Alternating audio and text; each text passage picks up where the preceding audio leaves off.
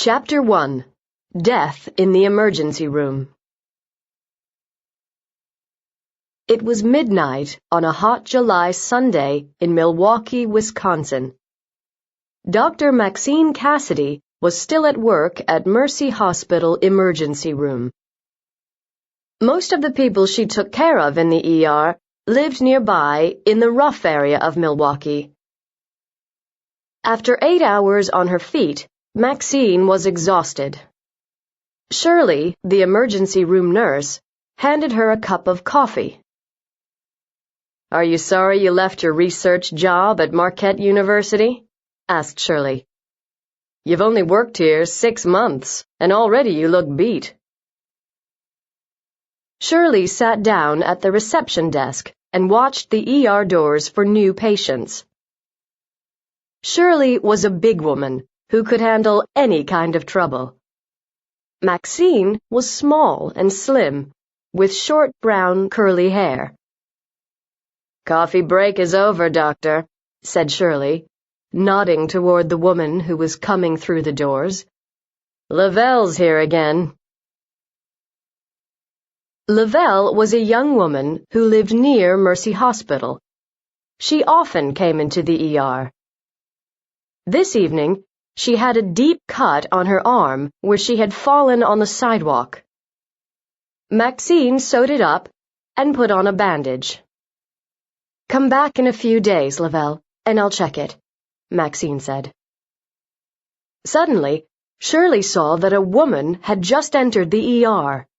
She looked very sick and as if she was about to fall. Shirley ran toward the woman. "Quick, help!" she shouted to Maxine as the woman fell into her arms. Maxine ran to help, and together they carried the woman toward the examination table.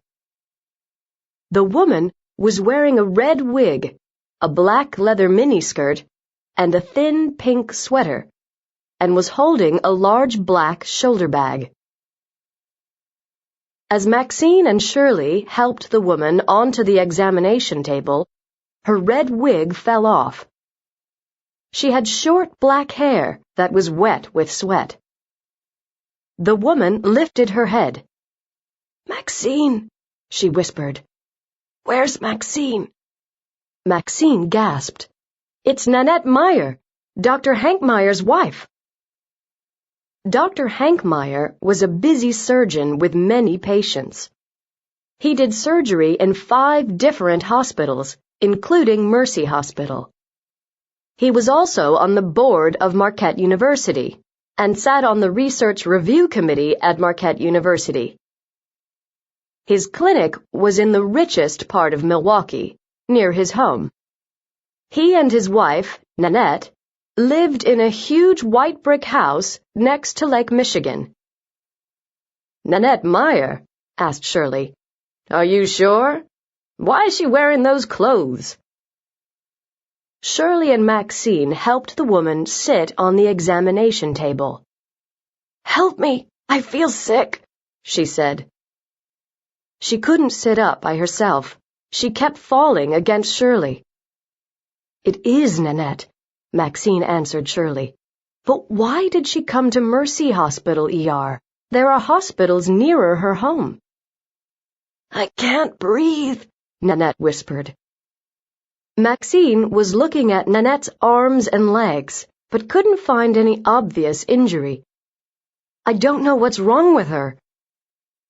"When did you get sick?" Shirley asked Nanette. "About 10 minutes ago. A taxi stopped for me, thank God," she answered. "Have you ever felt like this before?" asked Maxine. "Never." "Are you taking any medicine?"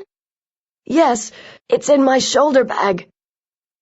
Nanette reached for the large black bag, but it fell on the floor. Shirley picked it up.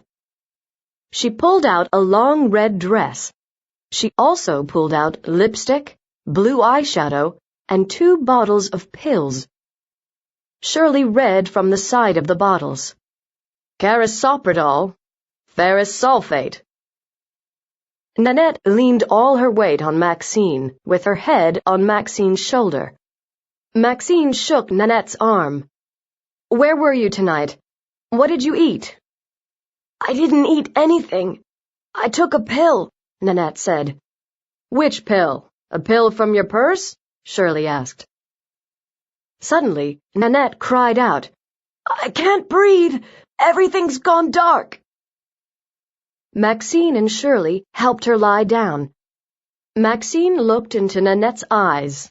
The black centers of the eyes were equal in size, but they were moving in different directions. Maxine felt the side of Nanette's hand. "Her nerves and muscles are weak," Maxine said to Shirley. Suddenly, Maxine realized that Nanette had stopped breathing. "Get the emergency medical team here," Maxine shouted to the ER receptionist. In less than a minute, the emergency medical team ran through the door. A heart specialist, a technician to work the medical equipment, and a nurse. For the next 15 minutes, the medical team tried to make Nanette's heart beat and make Nanette breathe again. Finally, the heart specialist held up his hand. "She's gone. Turn off the machines," the specialist ordered. "She's dead," whispered Shirley. She wrote down the time of death and signed her name. Then she got a blue sheet and covered Nanette. Chapter 2. Doubts. Maxine was at home in bed, asleep, when the ringing phone woke her. She stared at the clock. 3:16 a.m. "Yes, hello?" Maxine said into the phone. "Maxine, thank God. It's Hank." He sounded upset and a little drunk. "What happened to Nanette? My receptionist called me. What the hell happened?"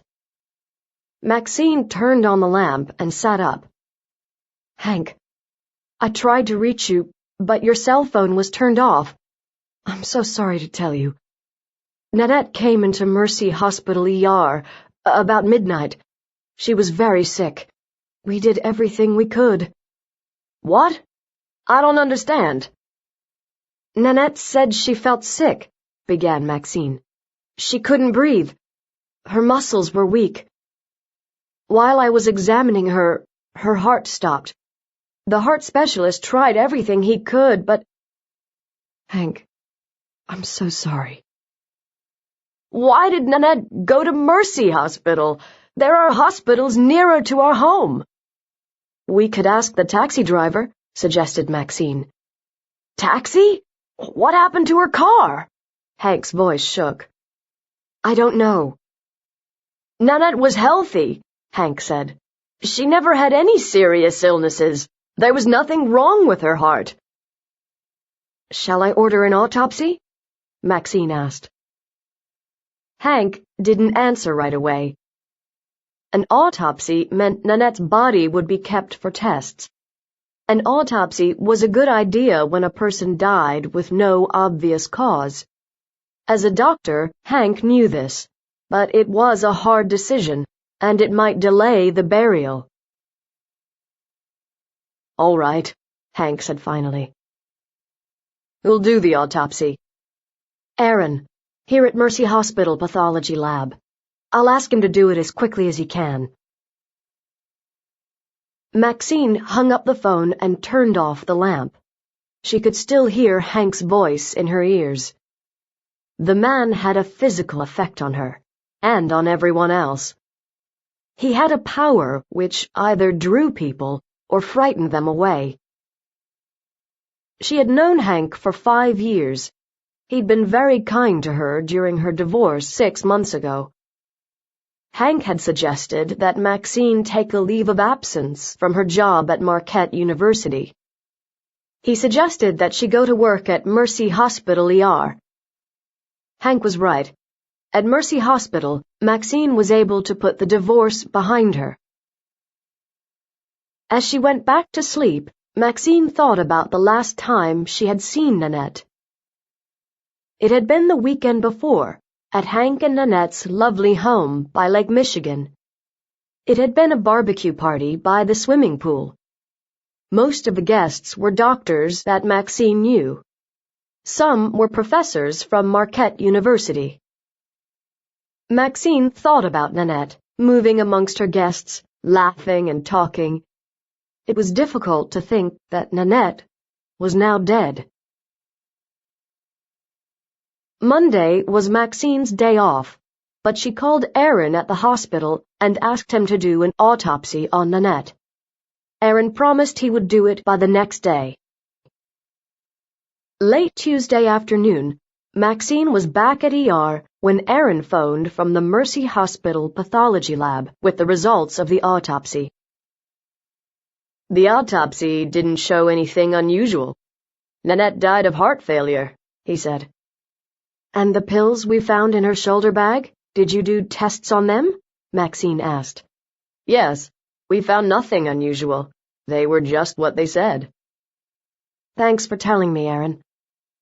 He didn't hang up the phone. Did you know Nanette well? He asked. I saw you at Hank and Nanette's party last week. I know Hank better.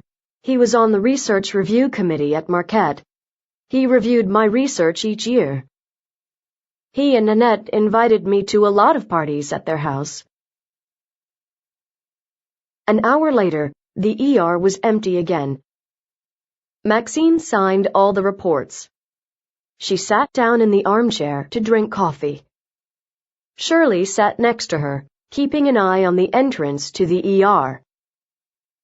I heard that the autopsy results showed that Nanette died of heart failure, Shirley said. Do you believe that such a young woman could die of heart failure? Well, it's possible, but... Maxine began, but the phone rang before she could finish. She answered it. Maxine listened for a minute, and then hung up. That was Hank's receptionist. Hank wants me to come to Nanette's burial tomorrow, she told Shirley.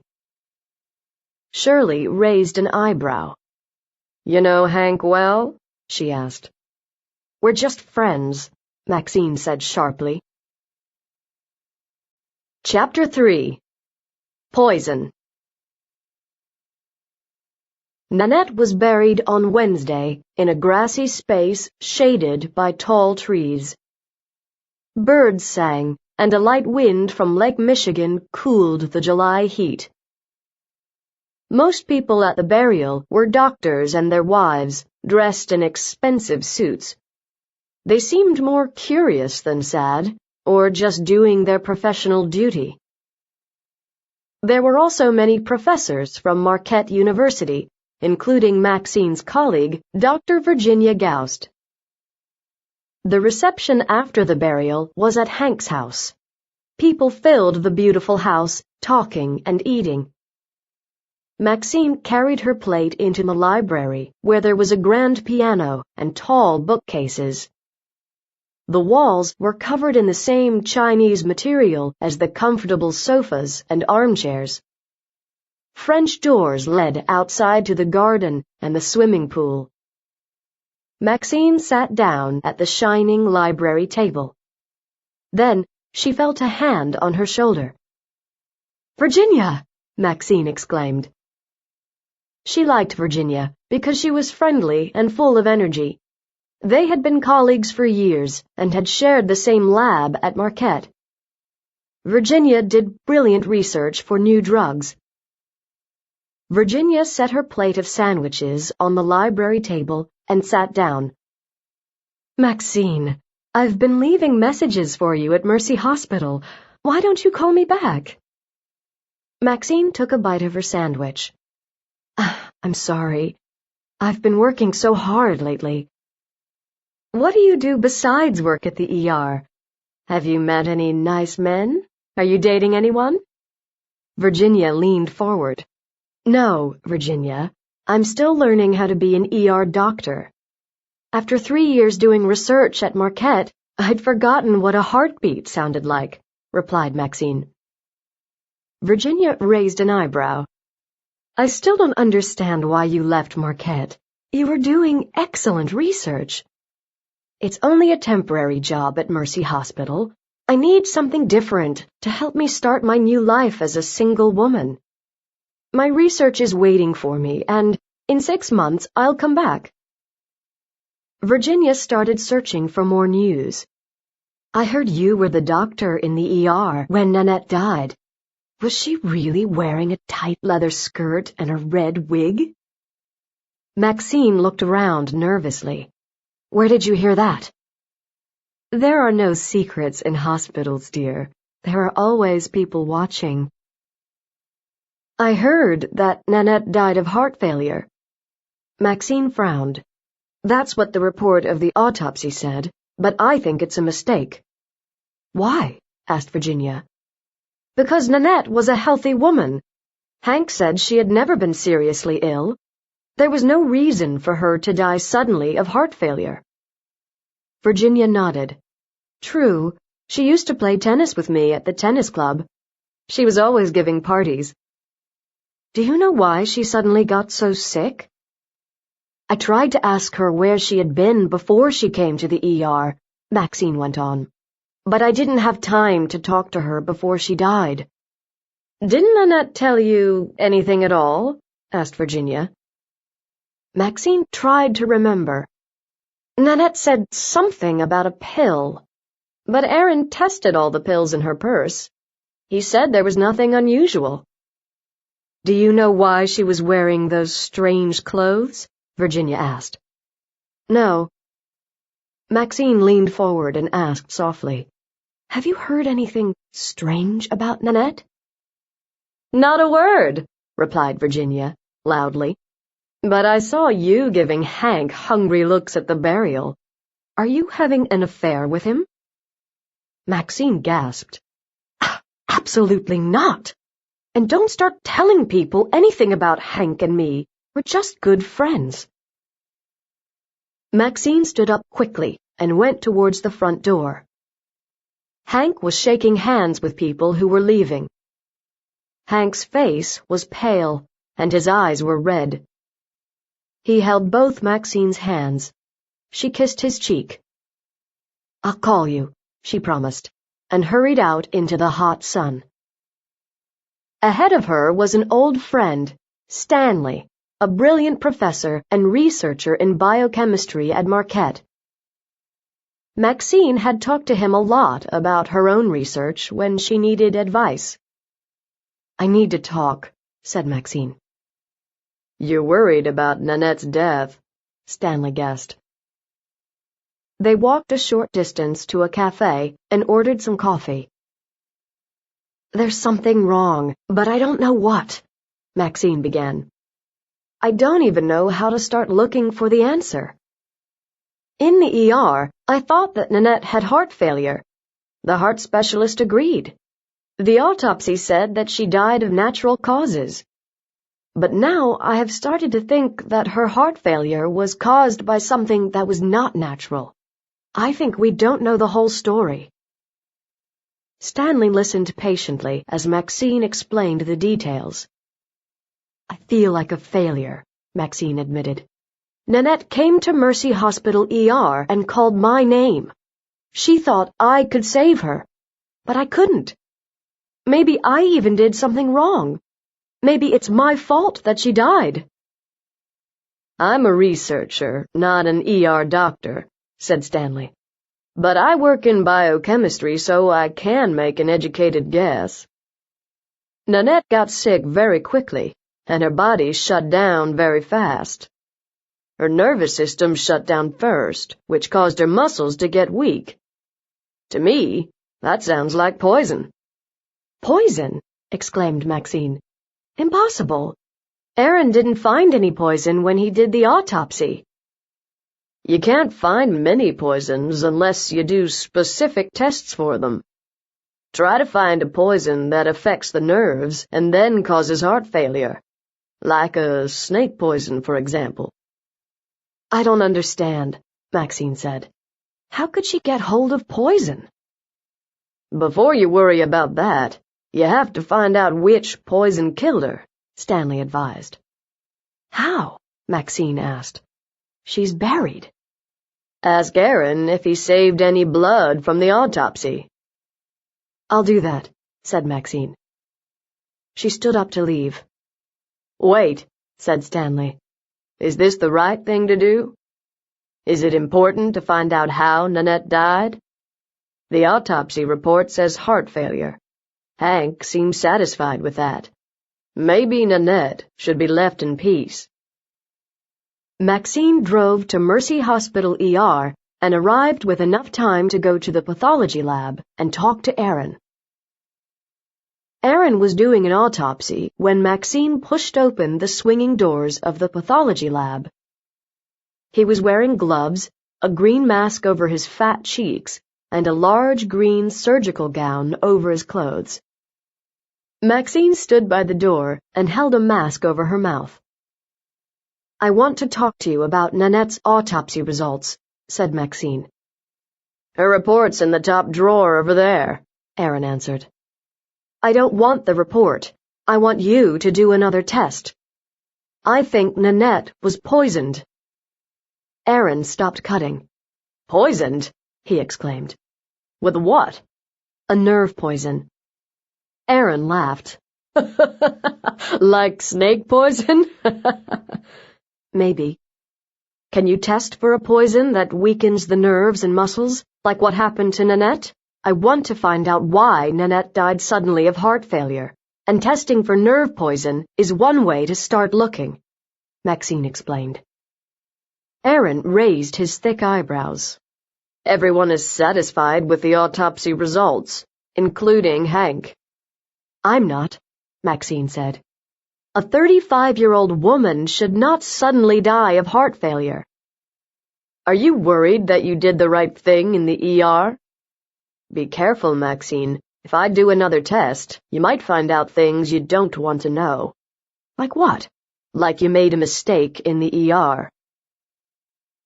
Aaron began cutting at the body on the table again. You know Hank well, don't you? He commented. I know him casually, Maxine said. She changed the subject. What do we do now?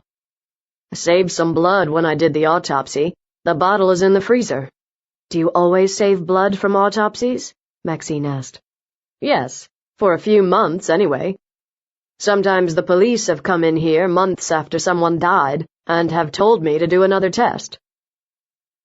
How long will it take to get an answer? Maxine asked. About a week. I'll have to send the blood to a special lab in Texas. Thanks, Aaron. I owe you. You certainly do, Maxine. Maxine was still thinking about her conversation with Aaron while she drove home after work. She stopped the car in her driveway and turned off the car engine and lights. Then she stopped for a moment, her hand on the key. A man was waiting in the shadows by her front door. Hank. She got out of her car and hurried to meet him in the warm night. Maxine put her arms around him. Maxine, he said quietly. My house is too empty. I can't go home. Let me stay here. I need a friend. She hugged him. Stay as long as you want, she said. She made a bed for him on the couch, but they sat talking long into the night. Chapter 4. An Unexpected Visit. Maxine, called Shirley. Aaron wants you to come to the pathology lab. Fast. Maxine ran down the stairs to Mercy Hospital pathology lab. It had been only 4 days since Aaron had sent the blood from Nanette's autopsy to Texas. Did he have an answer already? When Maxine pushed open the swinging doors, Aaron was sitting at his desk. Across from him was a man with his back to the door. Aaron's face looked pale. Someone called the police, he announced. The man turned and looked surprised to see her. Maxine smiled. Detective Grabowski. Maxine was pleased to see Grabowski. She had met him a couple of months ago when he had come to the ER injured. He had asked her out for coffee afterward, and they had gotten along well, but she hadn't seen him since then. He worked long hours, and he didn't seem to have time for a social life. She was glad to see him again now. He was handsome, with dark hair, an untidy mustache, and muscles that showed through his shirt. "What's the problem?" Maxine pulled up a chair and sat down. Aaron answered. "The lab in Texas sent Nanette's report to the police." Grabowski interrupted. "Somebody at the lab decided that the Milwaukee police should know that a poison called tetrodotoxin was in a blood test sent from Mercy Hospital." "What?" Maxine gasped. "Tetrodotoxin?" "Your idea about a nerve poison was right, Maxine," Aaron said. "There was enough poison in that blood to kill 6 people. But it's amazing that it was tetrodotoxin." "Tetrodotoxin," Maxine repeated. Her voice shook. Grabowski frowned. "This was your idea, to do the test for nerve poison? Why is it so amazing that it was tetrodotoxin? I've never heard of it." Maxine nodded. "Neither have most people. I know about it because I used it in my research at Marquette University only 6 months ago." Grabowski frowned. "Let's start again. How long did you use the poison in your research?" "I started my research 3 years ago, and finished 6 months ago." "Did anyone else use this poison?" Grabowski asked. "I prefer to think of it as a research drug, if that's all right," said Maxine. "Okay, just tell me who else used it." "My research assistant, Charlie. He used it when he was helping me with my research. Do you want to know about my research?" Grabowski held up a hand. "Not yet." "How did you and the other researchers get the drug?" "I got mine from a chemical company in Chicago. They sell research drugs to laboratories. But the chemical comes from a fish called the pufferfish, which are used in medical research a lot. They're also rare and beautiful fish, and some people buy them for their fish tanks at home." Grabowski was writing in his notebook. "Who knew you had this poison?" "My research wasn't secret," Maxine said. "Lots of my students came to my lab to watch my experiments. Also, I wrote reports on my research that the university keeps. The drug company may keep my report secret, but Marquette University puts that information in a file. I suppose anyone could get hold of those reports. I gave talks about my research, too." Maxine's pager beeped. "I'm needed in the ER," she said, and hurried out the door. On her way to the ER, Maxine thought over the situation. Nanette had been poisoned by tetrodotoxin. Could it have been an accident? Had the poison come from Maxine's laboratory? But how? When she got to the ER, Maxine phoned Charlie. Charlie was a PhD student who worked as a research assistant as well as studying. He worked day and night and often slept in the lab. Maxine let the phone ring 10 times. Finally, someone picked it up. "Charlie?" Maxine said. "Is that you?" "Charlie, this is Maxine. I have to see you." "Can I come to your lab tonight when I get off work? After midnight?" "Sure. I'll still be here." He hung up. Shirley was listening. "Is this call connected with Nanette's murder?" "Who says it's murder?" Maxine demanded. "Got to be murder when that good-looking Detective Grabowski gets involved." "You're friendly with Hank, aren't you? Did that make the detective suspicious about you?" "Certainly not," said Maxine. "I know Hank because we're both doctors. Hank is on the research review committee at Marquette, and he does surgery here. I've worked with him in both places." "And you go to parties at his house," said Shirley. "So do a lot of people." "Not me," said Shirley. Chapter 5. Suspicions. At midnight, Maxine left the hospital and walked to her car. The air was hot and humid. It would be cooler at her house near Lake Michigan, where there was always a light wind off the lake.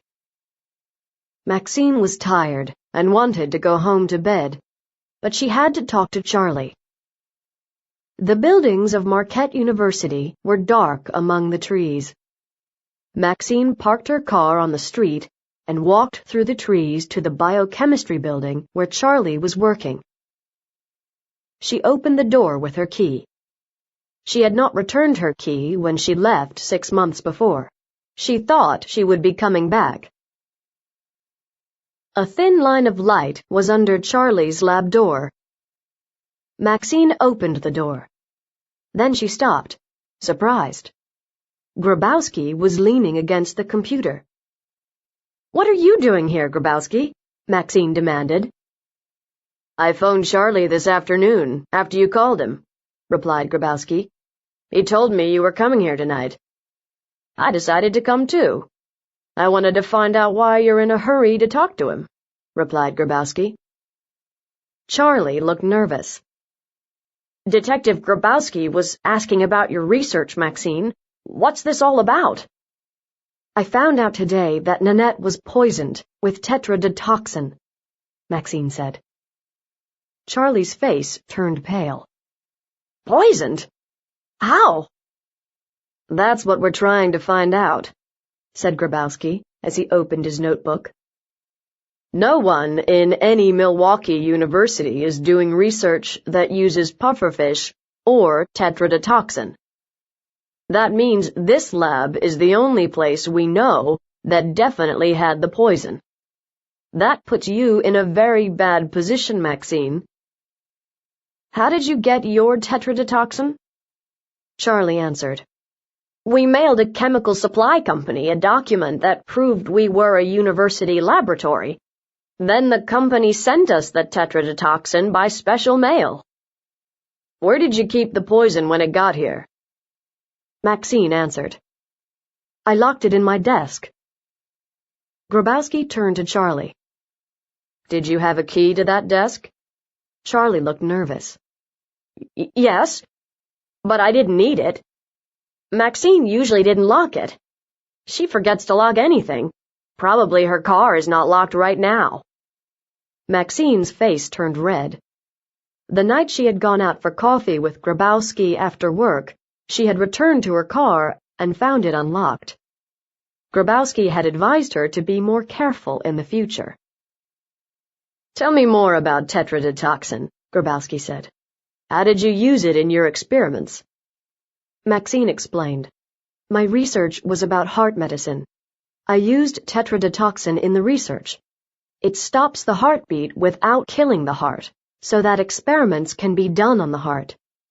We took a rat's heart, and I don't want the details," interrupted Grabowski. "Does tetrodotoxin have a smell or a taste?" "It came as a clear liquid in small glass tubes," answered Maxine. "It didn't smell. As far as taste, I never want to find out." "What did you do with it in your experiments?" "I opened one tube and mixed some with water," Maxine said. "I used this solution in my experiments. At the end of each day, I poured it down the sink." "Did you ever have any poison left in the tube at the end of the day?" Grabowski asked. "Sometimes," Maxine said. "Where did you put it?" Grabowski asked. "In the lab refrigerator."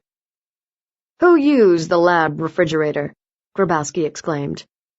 "Every researcher kept chemicals in the lab refrigerator," Maxine answered. "That's right." Charlie came to her support. "The head of our department has asked the university to buy us another lab refrigerator, but so far they haven't." "Who is the head of your department?" Grabowski asked. Charlie replied. "Dr. Virginia Goust. Her office is down the hall. She uses this lab for her research, too. When Maxine worked here, all three of us shared it." "Show me this refrigerator," Grabowski ordered. Charlie led the way down the dark hall and pushed open a door on the right. Maxine unlocked the refrigerator. "Who has a key for this refrigerator?" Grabowski asked. "Well, All the professors who are doing any research and all research assistants, Maxine answered. So any one of them could steal anything from here, Grabowski said. No one has ever stolen anything, commented Charlie. How would you know? Grabowski demanded. Someone could have taken some tetrodotoxin out of the tube. Impossible, Charlie said immediately. I wrote down every drop that we used. Then I added them up. The drops always matched the amount we started with. Someone could have added water to the tube after they took some out, Grabowski suggested. After all, it looks like water. Maxine looked at Charlie. True, she admitted.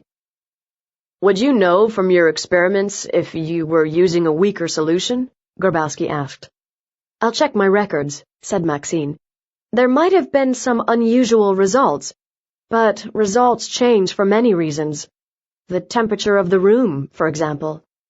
Charlie added, or if Maxine took longer than 3 minutes to kill the rat and cut out the heart. That also changed the results. Grabowski stared at Maxine. You killed rats and cut out their hearts? And you timed yourself? How else would I get a heart? Maxine asked. Grabowski continued to write in his notebook.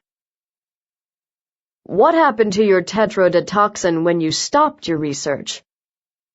Charlie answered. We sent the tubes that we had not used back to the chemical supply company. They walked back to the lab. Do you still have all the records of your experiments? Grabowski asked Charlie. Of course. He opened a drawer and gave Grabowski a pile of papers. Grabowski looked quickly through the pages covered with numbers. Maxine looked over his shoulder. Do you have similar records? Grabowski asked Maxine. Evidence, you mean? She said. Are you trying to connect me with Nanette's death? I'm just doing my job, replied Grabowski. That means I have to find out everything about this poison and how Nanette might have swallowed some. The records are at my house, Maxine said. They went outside and walked to her car. Grabowski opened her car door. It was unlocked. He looked at her and shook his head. Lock your car. Someday it'll get stolen. Maxine said nothing, but raised her eyebrows at him. This is a nice place to work, Grabowski commented. Interesting research. Nice lab. Helpful lab assistant. Why did you leave? Maxine sighed. I got divorced 6 months ago. I needed a change, so I took a temporary job at Mercy Hospital ER. You left a successful career because you needed a change? You didn't leave for other reasons? Maxine frowned. What are you saying? That I left Marquette so I could poison Nanette and pretend the poison wasn't mine? Don't be silly. The poison may have come from my lab, but that doesn't mean I killed Nanette. She died in your ER from your research drug, said Grabowski. In court, a lawyer could say that you knew she was poisoned, and you chose to let her die. Why would I do that? Asked Maxine. Remember, it was me that asked for the autopsy. When the report said heart failure, I asked Erin to do more blood tests. I could have left the autopsy report as heart failure. What exactly is your relationship with Hank Meyer? Grabowski asked. Just friends. Maxine got into her car. Grabowski sighed. The soft light of the street lamp showed the tired look on his face. Maxine, today I learned that Hank Meyer got a parking ticket the night of Nanette's burial. His car was parked in front of your house. Maxine's face went red. I'm not having an affair with Hank. I have never had an affair with Hank. That night, he slept on the couch. He came to my house because he was sad and lonely. He said he needed company. Not an intelligent thing to do, said Grabowski. Maxine got angry. Hank is a friend who needed help, and it's none of your business who stays in my house. She shut her car door hard and drove away. Chapter 6. Grabowski Gets No Answers. The next morning, Grabowski visited Hank's medical office to ask him some questions. The receptionist told him that Hank was a very busy doctor, but he might have a few minutes to talk. She told him to take a seat. Grabowski sat down feeling angry. He didn't like waiting. Also, he was already angry at Maxine, and at himself. He liked Maxine a lot. They had gone out together once, and he'd wanted to ask her out again, but he was so busy with his work he hadn't had a chance yet. Now, it looked like Maxine was having an affair with Hank. Maxine said she wasn't, but how could she let Hank stay overnight at her house only a few hours after Nanette's burial? What relationship did Maxine and Hank really have, and why did it matter to him so much? At 9:30, the receptionist finally told Grabowski that Hank was ready to talk. Grabowski followed the receptionist down a hallway with paintings of flowers on the walls.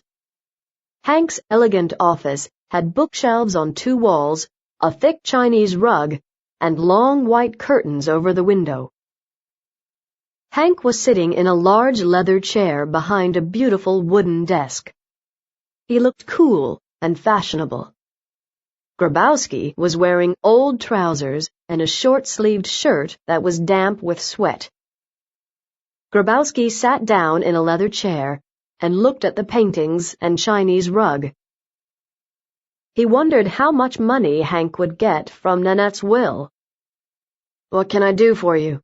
asked Hank. He looked tired. "The police have discovered that your wife died from poison," said Grabowski. He was angry at having to wait half an hour. He didn't bother to tell Hank the news in a gentle way. Hank looked shocked. "What are you talking about?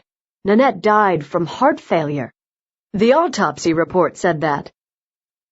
"Additional blood tests showed that the cause of Nanette's heart failure was a poison called tetrodotoxin," said Grabowski. He explained about tetrodotoxin. "We believe that Nanette swallowed the poison just before she died. Tetrodotoxin comes from the pufferfish." "Fish? Nanette didn't eat fish," Hank exclaimed. "She didn't like fish." "We don't think she ate the fish, but somehow she swallowed the poison." "What did Nanette do the day she died?" asked Grabowski. "I don't know. I didn't see her. I left home very early that morning to go to the hospital. Then I drove to the station to catch the train to Chicago. I had a 2-day conference at the Sheraton Hotel." "Which train?" asked Grabowski. "The 8:30 train. Why are you asking these questions?" asked Hank. Grabowski didn't answer. "You stayed at the Chicago Sheraton all day?" "Yes. I was at the conference. After dinner, I went upstairs to my room. My receptionist called me there. She told me about Nanette." "So you know nothing about what Nanette did that day?" Grabowski repeated. Hank rubbed his eyes. "She usually went to her classes at Marquette University. She was getting a degree in social work." "Why was another blood test done?" "An ER doctor asked for it," Grabowski said. "Who?" "Dr. Maxine Cassidy." Hank looked surprised. "Maxine never told me that." Grabowski ignored him. "I have more questions if you don't mind. Who knew what Nanette did the day she died? Maybe some of the other students in her classes?" "Maybe. I never met them. You can talk to her professors, or her tennis coach at the Milwaukee Tennis Club." "Your wife had 2 bottles of pills in her bag when she came to Mercy Hospital ER," said Grabowski. He read from his notebook. Carisoprodol and ferrous sulfate. Your name is on the bottles as her doctor. Were you her doctor? No, Hank answered. She had her own doctor, but when her medicine ran out, I wrote the prescription for more. It was easier for her. Why are you asking all these questions? We think someone might have put the tetrodotoxin into her food or drink. Hank's face turned pale. You're saying that Nanette was murdered? That's why you're asking all these questions? It's possible, said Grabowski. With poison from a fish? You're crazy. We think the poison could have come from a research lab at Marquette. They used tetrodotoxin in experiments. Who did? Hank demanded. Dr. Maxine Cassidy. Maxine? Impossible. Hank shook his head. You said Maxine asked for the additional blood tests. I'm not saying that Maxine poisoned your wife. I'm saying that she used the poison in her lab experiments, corrected Grabowski. Just then, the receptionist knocked on the door and opened it. Doctor, there are patients waiting for you, she said. Hank stood up and looked at his watch. I'm busy. If you have more questions, you'll have to come back. I do have more questions, and I want the answers now. Why was your wife wearing such strange clothing when she died? Grabowski asked. Hank frowned. What strange clothing? The red wig. The black leather miniskirt. Nanette was wearing a leather miniskirt the night she died? Hank asked, surprised. Yes. Do you know why? Grabowski asked again. Hank didn't answer. He opened the office door and started to leave. You don't seem very interested in Nanette's clothes and behavior. That's surprising, commented Grabowski. Isn't it unusual for a woman from the richest part of Milwaukee to put on a leather skirt and spend her evening in a very rough neighborhood? But Hank had already hurried away. The next 2 hours were a waste of time. Grabowski phoned Nanette's doctor, but the doctor told Grabowski to get a court order if he wanted medical information about Nanette. For the rest of the morning, Grabowski drove to the houses of the women who played tennis with Nanette. They were all wives of doctors, and they all had sun-browned skin, strong arms and legs, and expensive clothes. Grabowski sat in their million-dollar houses and drank iced tea, but he got no answers to his questions. No one knew what Nanette was doing in the rough neighborhood. No one knew why she was wearing a black leather miniskirt and a red wig when she died. By noon, Grabowski knew that Nanette played tennis 3 mornings a week, and she played card games 1 evening a week. She was married once before in Chicago, but no one knew her first husband. She had married Hank 9 years before. They had no children. Nanette had worked as a model until 2 years before. Then she started studying at Marquette University for a social work degree. Grabowski felt annoyed. If Nanette had a secret life, nobody knew about it. Or if they did know, they wouldn't tell him. Chapter 7. Hank Gets Angry. At 2 p.m., Maxine was at home washing shampoo out of her hair when the doorbell rang. Grabowski? She put on a bathrobe and hurried to the door. But it wasn't Grabowski. It was another police officer who had come to pick up Maxine's research papers. Don't lose anything, said Maxine. I'll need those papers when I go back to my research at Marquette in 6 months. Tell that to Grabowski. That morning, Maxine had looked through these papers, looking for any unusual figures that might show that someone had added water to her tetrodotoxin solutions. She found nothing unusual. After the police officer left, Maxine drove downtown to Marquette University.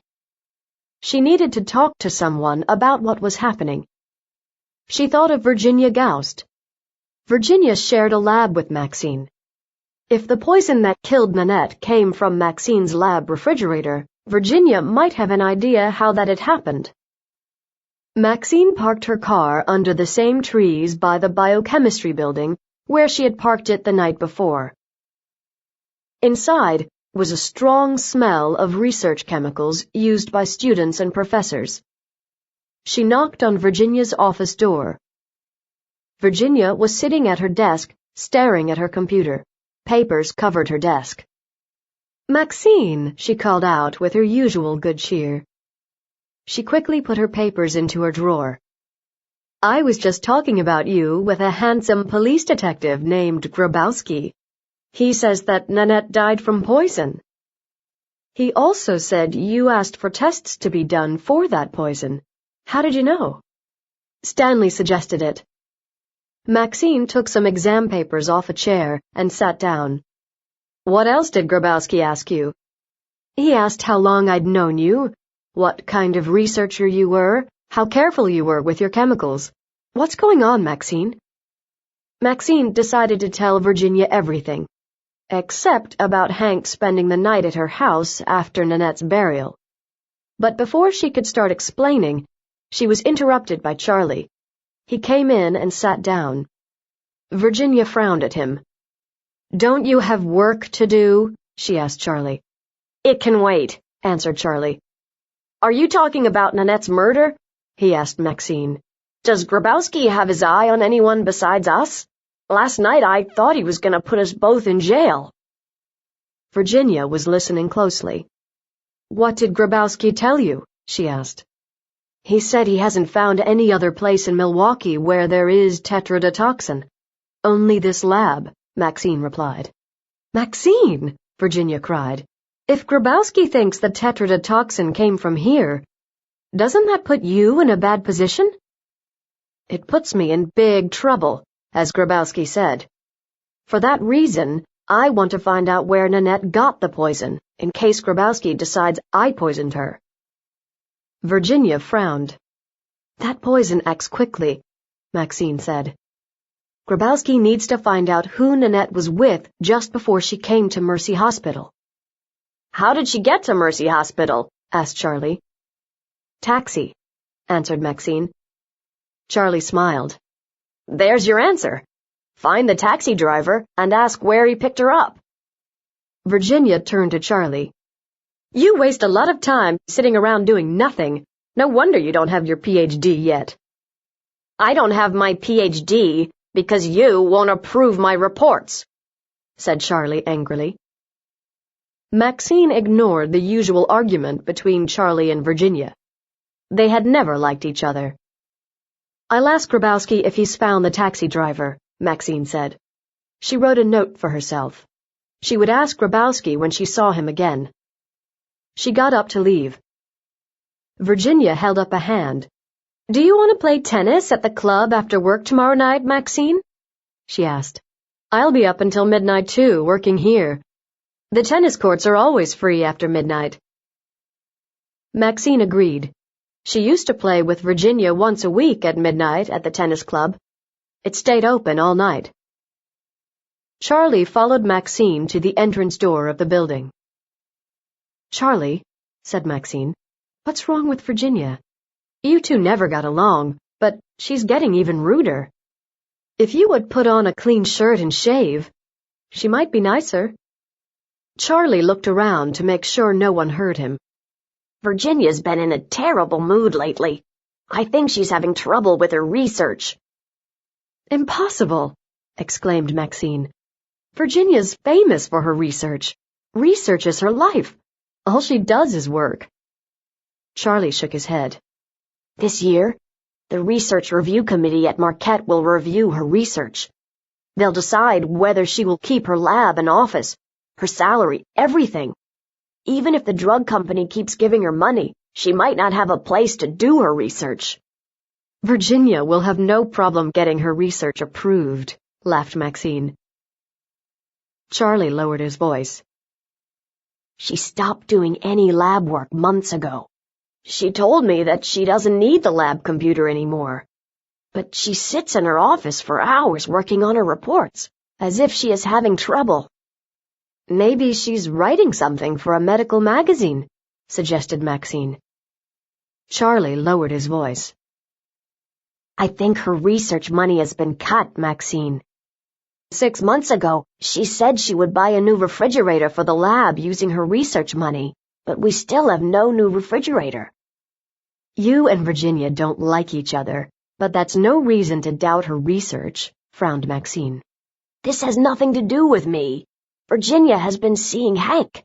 Lunches, dinners, for months. Hank is the head of the research review committee. So? I think Virginia is trying to persuade him to approve her research, Charlie said. I think she knows it might not get approved. How do you know? Have you read her reports? Demanded Maxine. But Charlie saw Virginia coming down the hall. He hurried away. Back at Mercy Hospital, Maxine went to the payphone in the hall to call Grabowski. She wanted to ask Grabowski where the taxi had picked up Nanette. She wanted to ask if he knew why Nanette had been wearing a black leather miniskirt the night she died. She also wanted to ask if Grabowski had found another place to get tetrodotoxin in Milwaukee. Maxine called Grabowski's office. He was out, so she left a message with the secretary. Maxine was worried. Why did Grabowski get so upset when he thought she was having an affair with Hank? Did Grabowski think that Hank had murdered Nanette? Worse, did Grabowski believe that Maxine had killed Nanette? At 8 p.m., Maxine went to the hospital cafeteria for dinner. At a small table in a quiet corner, she read her list of questions. She was thinking about what else she should ask Grabowski when a hand dropped on her shoulder. Hank sat down next to her. His lips were tight, and his face was white. Detective Grabowski came into my office today with a crazy story. He said Nanette was poisoned. He said it might be murder. Hank's blue eyes were like stones. He said you gave him that idea. Hank, I should have called you. I wanted to wait until I knew more. Nanette is dead and buried. Can't you leave her alone? Hank asked. A healthy young woman with no history of a heart problem drops dead of a heart attack. It isn't right. Why do you care, Maxine? I'm trying to find out the truth. Hank, why does this bother you? It bothers me because I don't want this dark shadow hanging over her, Hank said. Nanette and I had our troubles, but I loved her. I'm sorry, Hank. He put his face in his hands for a moment. It's out of our hands now. He pushed back his chair. Chapter 8. Maxine and Grabowski Talk. The next morning, Maxine got up at 8 a.m. She wasn't working until 3 p.m., but it was such a beautiful summer morning with birds singing that she woke up early. Cool air from Lake Michigan blew through the trees outside her window. She pulled on her bathing suit with shorts and a t-shirt over it and put some sandwiches into the basket of her bicycle. Soon she was riding her bicycle toward Lake Michigan. When she reached the lake, she took the bike path that went south along Lake Michigan. A few swimmers were in the lake, but Maxine decided to keep bicycling to a nicer beach half an hour further down. Maxine was bicycling slowly and looking at the sailboats when she heard someone call her name. She looked around and saw Grabowski sitting on the front steps of a small house. He waved to her. Surprised, Maxine stopped her bicycle. I didn't know you lived here, she said. She wheeled her bicycle to his driveway and left it by his car. Want a coffee? Grabowski asked. He walked into the house. Maxine followed. Just a glass of water would be great, she said. The front room had a lovely stone fireplace, but not much furniture. There was an old green couch, a big armchair with a blanket over the seat, and a TV sitting on a chair. The large kitchen had a nice round wooden table, but the 2 chairs were old. Grabowski gave Maxine a glass of cold water. They went back outside to sit on the front steps. Maxine looked at the blue lake. It must be nice to live across the street from Lake Michigan. If I lived in this neighborhood, I'd swim in the lake all summer. When I bought this house, I hoped to find someone to share it with me. He looked at her. When all this is over, let's take a long bicycle trip along the lake. Maxine was surprised. Does this invitation mean that you don't think I poisoned Nanette? I never thought you did, Maxine, although I wish I could prove it. Let me help you. I can find things out that you can't, said Maxine. The murder happened in my world. Nanette was a doctor's wife. A doctor, me, found the poison. The poison came from a medical research lab. Your only suspects are Hank and me. 2 doctors. I knew Nanette socially, and I know all the doctors who are connected to her. I can tie all these facts together for you. Grabowski held his cold beer can against his face. These doctors and their wives won't tell me anything, he admitted. I'm wasting my time talking to them. There must be something we're overlooking, Maxine said. She was quiet for a moment. Finally she spoke. Where did the taxi pick up Nanette to bring her to Mercy Hospital? On the corner of North Avenue and 24th Street, a few blocks from Mercy Hospital, answered Grabowski. What was she doing? Dunno.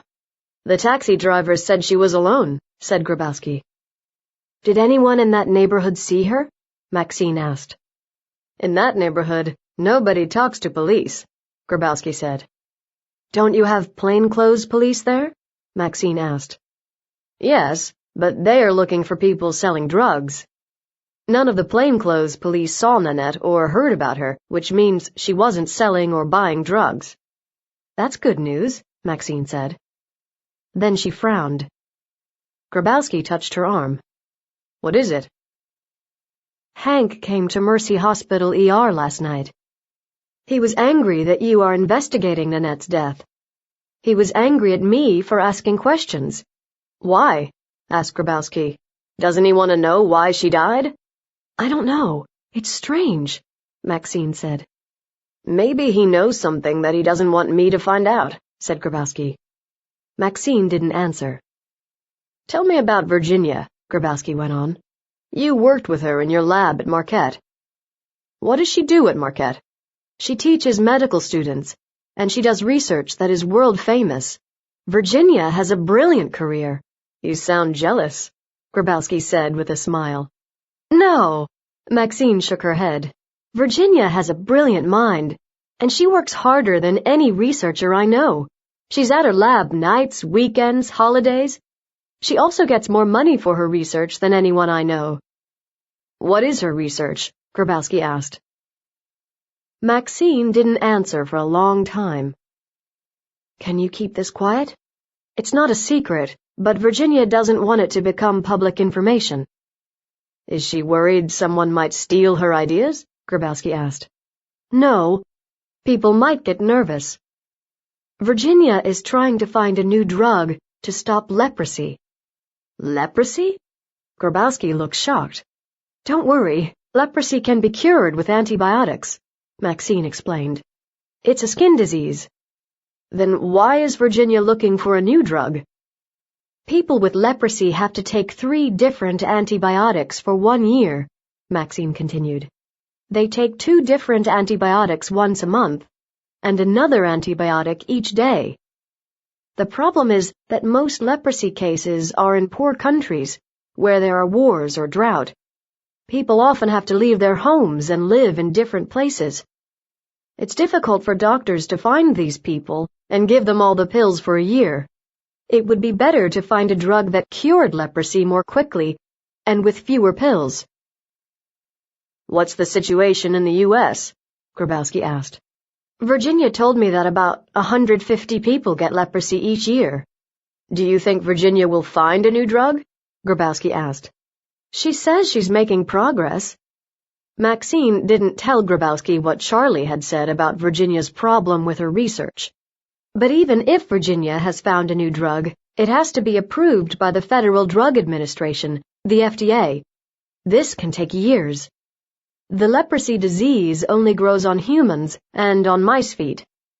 Experimenting on people is rarely allowed by the FDA, so Virginia uses mice. She's hoping that the FDA will agree that if the drug works on mice, it will also work on people. Grabowski nodded. How does Virginia get money for her research?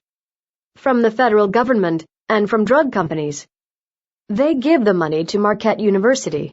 Then, the University Research Review Committee decides how much money to give to Virginia. Hank is head of the Research Review Committee. Because her research is important, Virginia gets a lot of research money, plus a lab. What happens when her research doesn't go well? Asked Grabowski. The Research Review Committee might keep giving her money and wait until her results improve, but they might also give the money to someone else. Maxine finished drinking her water. Why do you ask about Virginia? She asked. The police have been checking everything Hank does. His car was parked outside Virginia's home several times since his wife died. All night. So? He's on the Marquette University Research Review Committee, said Grabowski. Should they be so friendly? If her research is going well, it doesn't matter, said Maxine. She bicycled home a short time later and drove to Mercy Hospital. Her first patient was Lavelle. Chapter 9. Attack at the Tennis Club. Lavelle had come back so Maxine could examine the cut on her arm. While Shirley was taking off the large bandage, Maxine noticed some white spots on Lavelle's arm. Does this itch? She asked. Lavelle shook her head. What happened to Mae West? She asked. I saw her here when I came with my cut arm.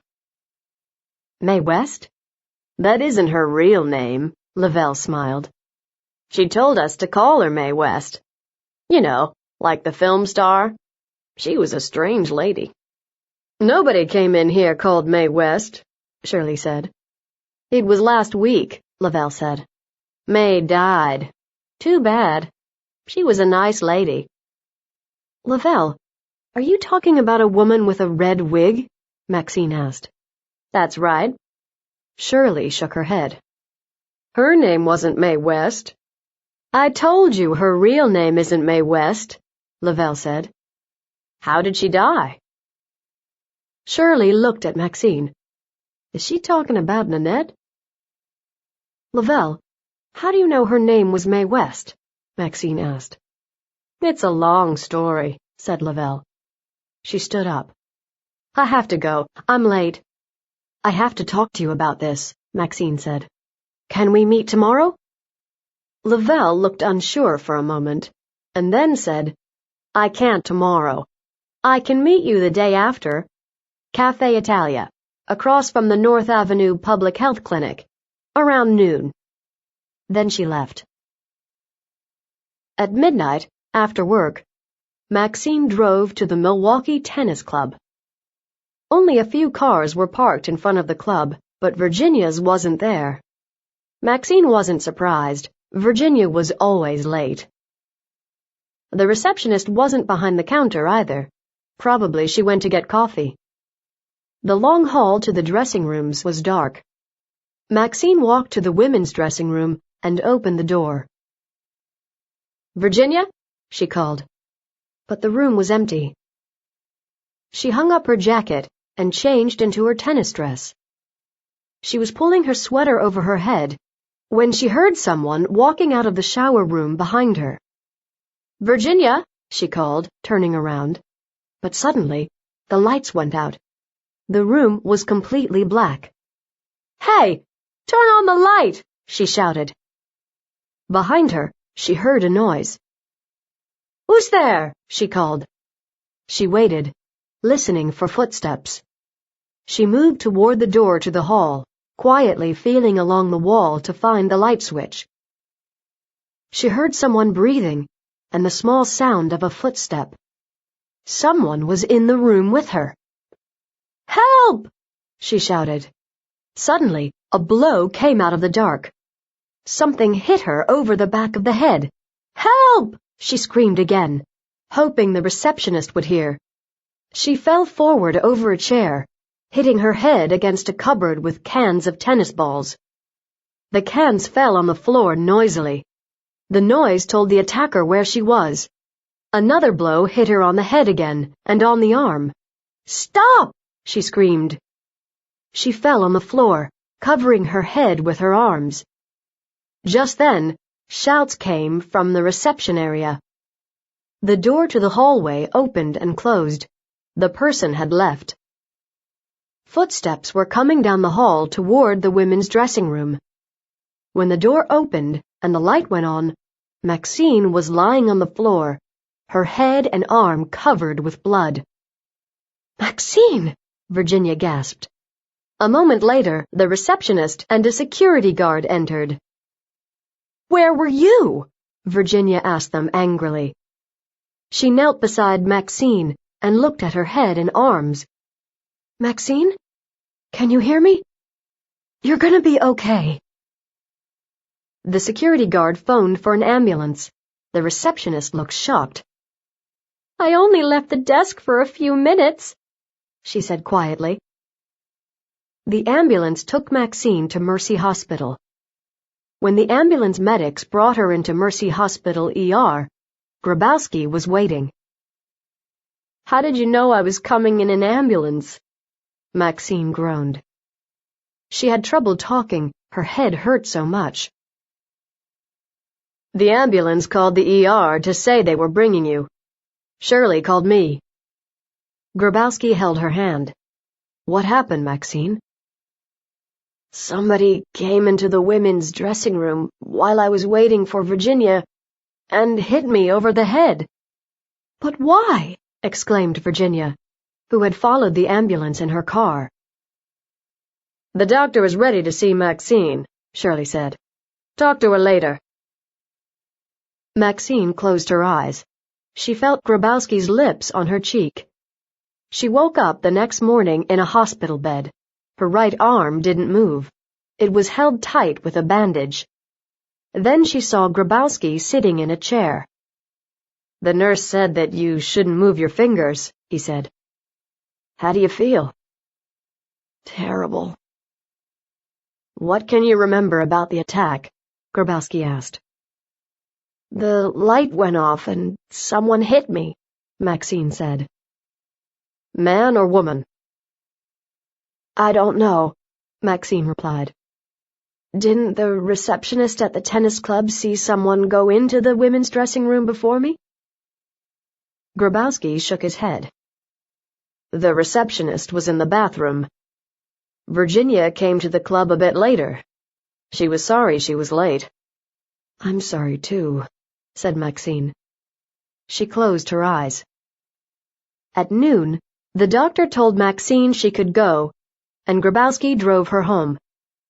"Lock all your doors and go to bed. I'll come back this evening," Grabowski said. At dinner time, Maxine awoke and got out of bed. Grabowski was sitting at her kitchen table reading police reports. Maxine leaned against the wall, waiting for her legs to feel stronger. Grabowski looked up. His gray eyes got wide. "Should you be out of bed?" he asked. "Oh, I'm tired of bed." Maxine looked into the mirror over the sink. Her neck was purple and red next to the bandages. Her nose and chin had large red marks, and her arm was bandaged to the elbow. "Have you learned anything more about what happened?" Maxine asked. "No one at the tennis club knows anything," he sighed. "Grabowski, I think this attack is connected to Nanette." "Because you were attacked after you started asking questions about why Nanette died?" "Yes," Maxine replied. "I think the person who poisoned Nanette wants to stop me from asking any more questions. Chapter 10. A New Suspect. The next morning, Maxine felt much better. When she got up, Grabowski had already gone to work. She called Shirley. "I'm coming to work today, but before then, I'm going to Cafe Italia to talk to Lavelle. I want to know how Lavelle met Nanette." "Be careful," warned Shirley. "Don't worry. Cafe Italia is across the street from the public health clinic. Dr. Karina Singh is working there. If I have a problem, I'll go into the clinic." "Should you be getting so involved? Why don't you leave the investigation to the police?" Shirley asked. "I need to do this," said Maxine. "My life's in danger. I need answers to my questions." Maxine drank a cup of coffee. She found her box of photographs and put several photos of Nanette in her purse to show Lavelle. She went out to her car, which was parked in front of her house. Grabowski had kindly driven it home for her. Cafe Italia on North Avenue was the best Italian restaurant in Milwaukee and was always crowded even though it was in the inner city. Maxine parked her car on North Avenue and walked in. Lavelle was sitting at a table having lunch. Maxine sat down with her and ordered a salad. Lavelle looked at Maxine's injured neck and arm. "What happened to you?" "I was attacked at the tennis club," Maxine said. "It sounds more dangerous than my neighborhood," Lavelle replied with a smile. "I think the attack on me had something to do with your Mae West. I'm trying to find out who killed her." "Will you look at these photos? Tell me if this is Mae West." Maxine gave Lavelle the photos. They were taken at the last party at Hank and Nanette's house. Nanette was wearing black pants and a black t-shirt. She had her arms around Aaron. At her side, Charlie was talking to Virginia. Lavelle looked at the photos quickly. She nodded. "That's the lady." "Where did you meet her?" Maxine asked. "On North Avenue about a month ago. She was walking around, talking to people. She paid me $100 just to talk to me and walk around with me," Lavelle replied. "Why was she talking to all these people?" Maxine asked. But Lavelle didn't answer. She was looking behind Maxine. A tall man was standing there. Grabowski. Grabowski sat down in the chair next to Maxine. "When you didn't answer the phone at your house, I called Shirley. She said this meeting was about Nanette. I told you to stop asking questions, Maxine. You might get hurt again." Lavelle said to Grabowski, "I want to help this nice lady doctor. She takes good care of me. She's not doing anything wrong. She's just asking me a few questions about Mae West." "Who's Mae West?" asked Grabowski. "Nanette called herself Mae West," explained Maxine. "She used to walk up and down North Avenue talking to people. Lavelle was with her." "When did you find this out?" Grabowski frowned. "Why didn't you tell me?" "Lavelle told me when she came into ER the night I was attacked in the tennis club," Maxine answered. "I just forgot to tell you." "Please remember that I'm the detective," warned Grabowski. He turned to Lavelle. "How often did Mae West, walk along North Avenue wearing a tight leather miniskirt?" he asked finally. "A couple of times a week," Lavelle said. "What did she do?" he asked. "Mae just walked with us and talked to us," Lavelle answered. "Asked us questions about life in the neighborhood, about life on the street. She said she was writing a book." Maxine spoke carefully. "I think that Nanette came down to North Avenue to find out what it's like for women who live in rough parts of the community.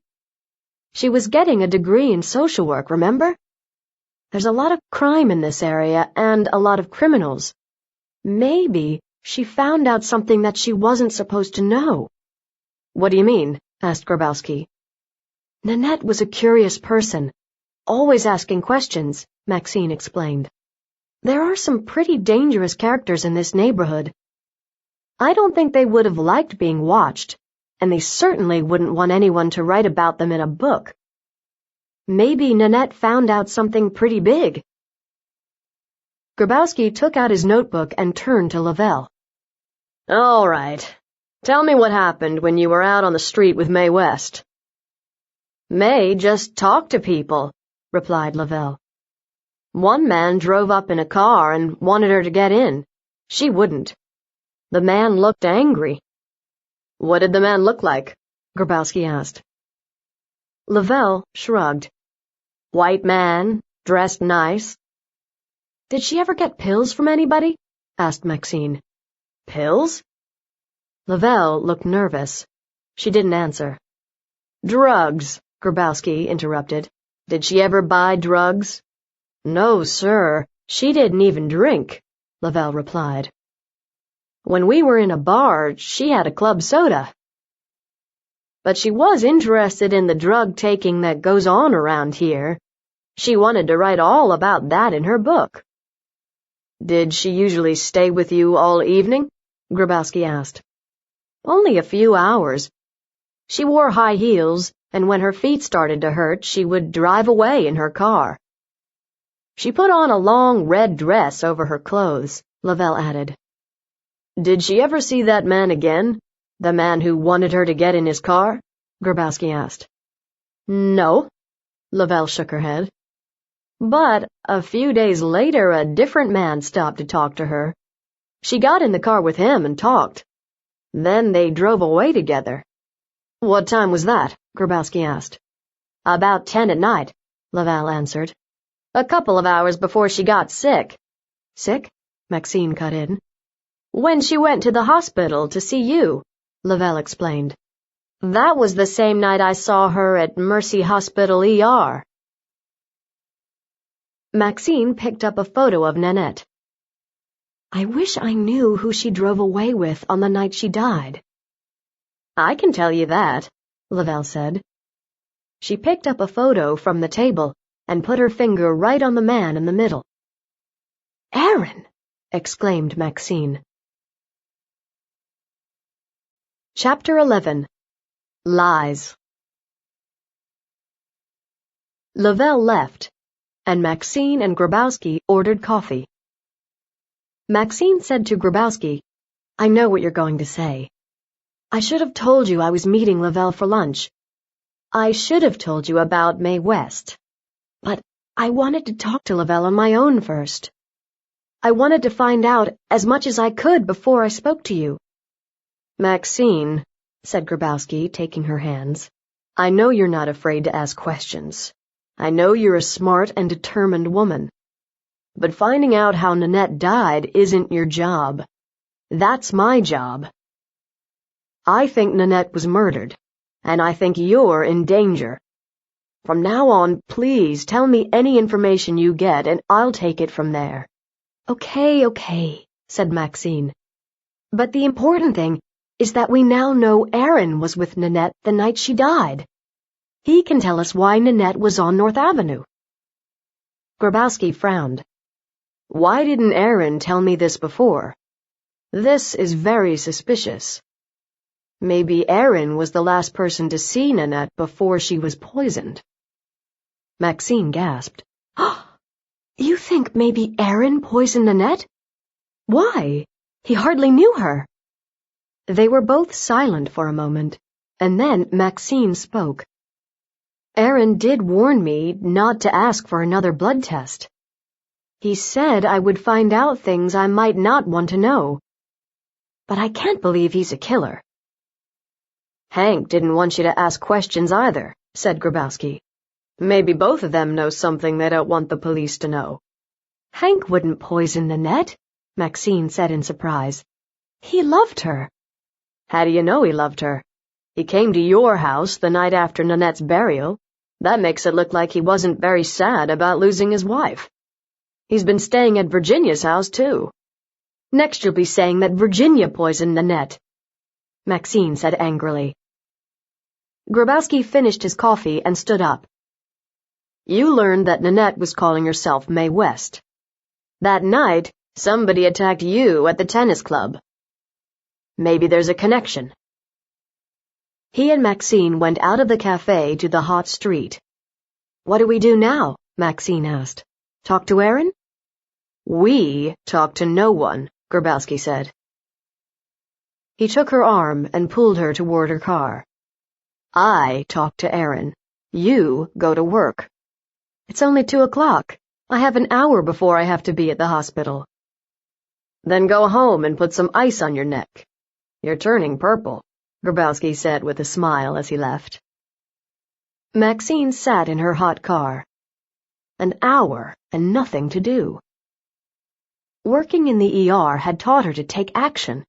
Now she couldn't spend even a minute just waiting. The North Avenue Public Health Clinic was across the street. The public health doctor, Dr. Karina Singh, took care of people in this neighborhood. She might have heard something about Nanette. Maxine got out of her car again. Inside the clinic, it was cool. Dr. Singh was in her office talking to a nurse. Dr. Singh pulled out a chair for Maxine and said, "One of the nurses just told me some strange news about how Hank Meyer's wife died. They think she was poisoned?" "What else did she hear?" asked Maxine. She sat down.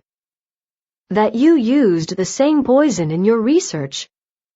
That you were working in Mercy Hospital ER when Nanette came in.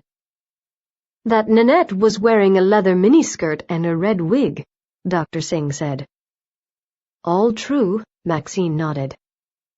"Why would anyone poison Nanette?" Dr. Singh asked. "That's what I've been trying to find out," Maxine answered. Dr. Singh smiled. "Aren't the police doing that? Detective Grabowski is on the case, but I think he's looking in the wrong place. That poison acts quickly. Nanette had to have been poisoned while she was near Mercy Hospital." Dr. Singh raised her eyebrows. "What was Nanette doing in that area?" Maxine spoke quietly. "Did a woman called Mae West ever come in here?" "Yes," answered Dr. Singh. "Early evening. I remember her because the nurses joked about her name, Mae West. Why did she come in?" "Injured knee," Dr. Singh said. "She was wearing high heels and she fell on the sidewalk." "Why?" "That was Nanette," Maxine answered. "You're joking." "She said she was writing about life on North Avenue for her university degree in social work," continued Maxine. "She was wearing those clothes and that wig the night she died. The taxi that brought her to Mercy Hospital stopped for her near here, on the corner of 24th and North Avenue. I just wish I knew what she was doing there the night she died." At 2:30 p.m., Maxine said goodbye and walked down North Avenue to 24th Street. She stood where the taxi driver had picked up Nanette. A closed grocery was on one corner. An empty store was on another corner. On the third corner was an old apartment block with broken windows. It looked like no one lived in it. The fourth corner had no buildings. Maxine looked through the window of the grocery. Nothing unusual. It was nearly 3 p.m. when she got to Mercy Hospital. She hurried into the ER, saw that it was empty, and ran down the steps to the pathology lab. She wanted to ask Aaron if he had talked to Grabowski yet. The doors to the lab were locked. Maxine saw light under the door. She knocked loudly on the door. "Aaron, it's me, Maxine. Let me in," she shouted. After a minute, Aaron unlocked the door. "Can I work in peace?" he demanded. His eyes were red, and he needed a shave. "I have so many bodies in here. I've got so much to do." "Then you haven't talked to Detective Grabowski yet." "Who?" He picked up a knife. "The detective who came here a few days ago with Nanette's blood test results." "I haven't told anyone I'm here today," Aaron said. "I need to get this work done." "Say, what happened to you?" He saw the bruises on her neck. I was at the tennis club and somebody attacked me when I was in the women's dressing room, Maxine said. Hadn't you heard? It's all over the hospital. I haven't spoken to anyone in days. Who attacked you? I don't know, Maxine said. But I think I was attacked because I have learned something about Nanette's killer. The person is trying to stop me from knowing the truth. What have you learned? Aaron picked up a new knife. Maxine spoke quietly, but clearly. I learned that Nanette used to put on a tight leather skirt and a red wig and walk around on North Avenue. And I learned that you met Nanette on North Avenue and she got into your car. The knife fell out of Aaron's hand. Aaron, tell me what happened to Nanette that night, Maxine demanded. Aaron looked at his hand. The falling knife had cut his fingers. He pulled off his gloves and threw them into the garbage. I don't know. I wasn't there. He started to wash his cut. But a woman who lives on North Avenue recognized you. She saw your photo, Maxine argued. Aaron looked at Maxine. What photo? Where did she get it? I showed it to her. Aaron, did you meet Nanette on North Avenue? Maxine insisted. I did not. I didn't know Nanette was walking around on North Avenue, and I didn't meet her there. You're lying.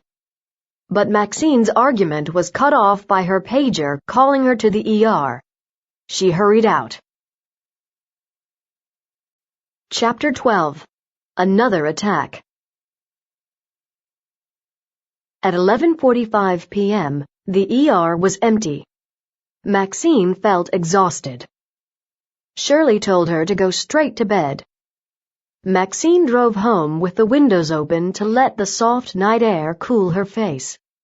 The cool wind made her feel more awake. As she drove into her neighborhood, the air became fresher with the smell of flowers and grass.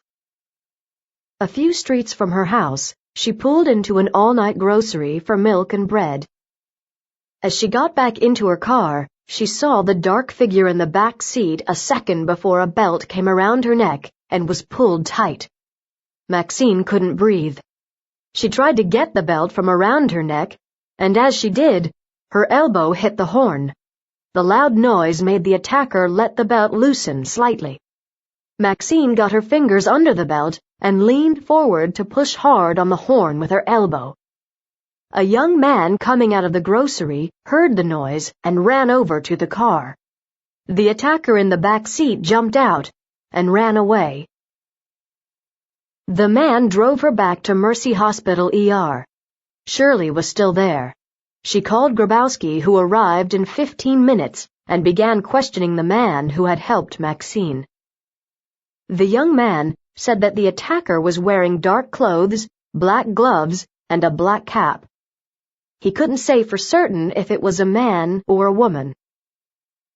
Once he had finished with the man, Grabowski went to see Maxine. His hand shook as he held her shoulder. I should have driven you home, Maxine. After one attack, I knew this might happen. I'll never forgive myself. Not your fault, Grabowski. She felt sick. Her mouth was dry. Her tongue felt too big, and her throat hurt too much to talk. She reached for Grabowski's hand and held it tightly. Soon afterwards, the nurse came to take her to a private room where she fell asleep. When she awoke, Grabowski was sitting by her bed. Next to him was a vase of flowers. You shouldn't have, Maxine smiled. I didn't. These are from your friends in the ER. These are from me. He handed her some tiny pink roses. He pulled out a notebook. I want to find out why the attacker was hiding in your car last night. Did you do something yesterday to make the attacker nervous? Tell me what you did after I left you at Cafe Italia yesterday afternoon. Okay, but don't get angry with me. Maxine told him about meeting Dr. Singh. I'll go and talk to Dr. Singh today, said Grabowski. Maybe she'll remember something about Mae West that might help us." "Have you found the taxi driver who picked up Nanette yet?" Maxine asked. "Yes, I spoke to him earlier today," replied Grabowski. "He said Nanette was on the corner of 24th Street and North Avenue, leaning against the wall next to a doorway. She was holding her stomach. When she saw the taxi driver, she started waving her arms. I walked to the corner of 24th Street and North Avenue and looked around," Maxine said. "Have you been there?" "Yes," said Grabowski. "There's nothing but empty buildings and stores around there. I've asked one of our plainclothes police officers to watch the corner." "I talked to Aaron after I talked to Dr. Singh," Maxine said. "Aaron said he didn't go to North Avenue. He said he never saw Nanette. He's lying, but I don't know why." Grabowski frowned. "Aaron could have killed her. You told Aaron that you knew he picked up Nanette a few hours before she died, and that night you're attacked." "Aaron couldn't have," Maxine said. "I'll decide that when I find him. He isn't at home. The hospital receptionist says he hasn't been there for 2 days."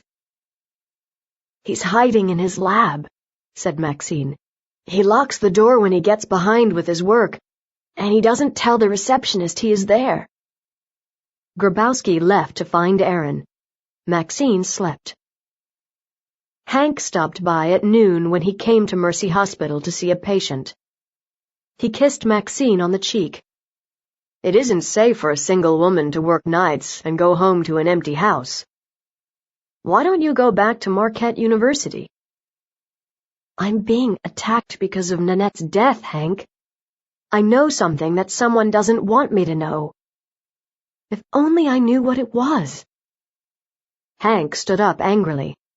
"You're a doctor, not a detective. If the police can't find out the truth, how can you?" "But I'm making someone nervous," Maxine went on. "I'm getting close." "Nanette is dead. Leave her in peace now." He went out before she could answer. Chapter 13. Lavelle Knows More. Maxine slept for most of the day. At 6 p.m., Grabowski arrived to take her home. She got in the car and closed her eyes. After a few minutes, she opened them to see Lake Michigan in front of her. Grabowski was parking in front of his house. "What are we doing at your house?" asked Maxine. "You're staying here until we find this killer. I want to keep an eye on you." "Do you give this protection to all women who are attacked?" Maxine smiled at him. "Only you." Grabowski smiled back. "Thanks for taking care of me." He helped her into the house, and she fell fast asleep on his bed. The next morning, Maxine awoke early and found Grabowski sitting outside reading the newspaper and drinking coffee. He was wearing purple swimming trunks and a t-shirt. Maxine looked at the blue waters of Lake Michigan. "What a beautiful spot for breakfast. I wish I felt strong enough for a swim." Grabowski smiled. "You can come back any morning you want." Maxine smiled at him. She sat down on the steps. "What happened while I was asleep? Did you find Aaron?" "Yes," replied Grabowski. "Did he admit that he met Nanette on North Avenue?" asked Maxine. "Yes. He decided that it was better to tell the truth to police. But his story has a problem. He said he drove her home." "Home?" said Maxine. "But she was on North Avenue when she got into the taxi." Grabowski nodded. "Aaron says he doesn't know how she got back to North Avenue, but I think he's lying." "Maxine, Aaron knew Nanette very well. He told me they were having an affair." Maxine looked surprised and went quiet for a few moments. "Aaron found out that Nanette was walking around North Avenue. He loved her and felt responsible for her. He made her come home." "You don't know how Aaron felt about her," Grabowski said. "Maybe he wanted to end the affair, and she wouldn't let him. Maybe she was driving him crazy." "That's not a reason for murder. Besides, where did he get the poison?" You've known him for years, Grabowski continued. You must have talked about your research. He must have visited you at your lab and somehow stole the drug. He could have put it in a piece of candy or something. So you think Aaron attacked me at the tennis club and in my car? Grabowski shrugged. Well, no one knows where he was during those hours. I can't prove any of this, but I'm watching him. He stretched and stood up. I'm going for a swim. Birds flew over the beach. Maxine drank her coffee and watched Grabowski swim in the cold water of Lake Michigan. Maxine tried to think. What did she know that was making the murderer of Nanette nervous? Maybe Nanette had said something important in the ER before she died. She thought about the night Nanette died. Nanette had said she had never felt sick like this before. She had said she took a pill, whatever that meant. A car stopped in front of the house. Hank got out. How did you find me? Maxine asked. Hank sat down on the steps next to her. Everybody at Mercy Hospital knows you are here. I hear Grabowski thinks Aaron killed Nanette. Grabowski's a detective, Maxine said. It's his job to suspect everyone, and Aaron does look pretty suspicious at the moment. Did he tell you that he knew Nanette was walking around in the inner city at night? Did he tell you he saw her the night she died? Yes. Maxine, he didn't kill her. I'm sure. He couldn't have. Hank, tell me the truth. Did you know that Nanette was walking around North Avenue? Maxine asked. Hank nodded. I found out about a month ago. I phoned home several nights when I was working late. Nanette wasn't home. She wasn't with any of our friends. So I paid a private detective to follow her. He said she went to North Avenue to get information for her university degree. He said she watched the street life. Hank, why didn't you tell Grabowski that you knew where Nanette was on the night she died? I didn't know where she was, answered Hank. I was in Chicago. But I figured it out when Grabowski told me she was wearing those terrible clothes. I didn't tell Grabowski because I didn't think her research on North Avenue was connected to her death. But you should have told Grabowski. He still suspects everyone. He even thinks you could have killed her. Me? Why? Hank said in surprise. Because you came to my house after she died and you stayed all night. Grabowski thinks that shows that you didn't care about her, that you cared about me. Grabowski knows about that? Hank frowned, worried.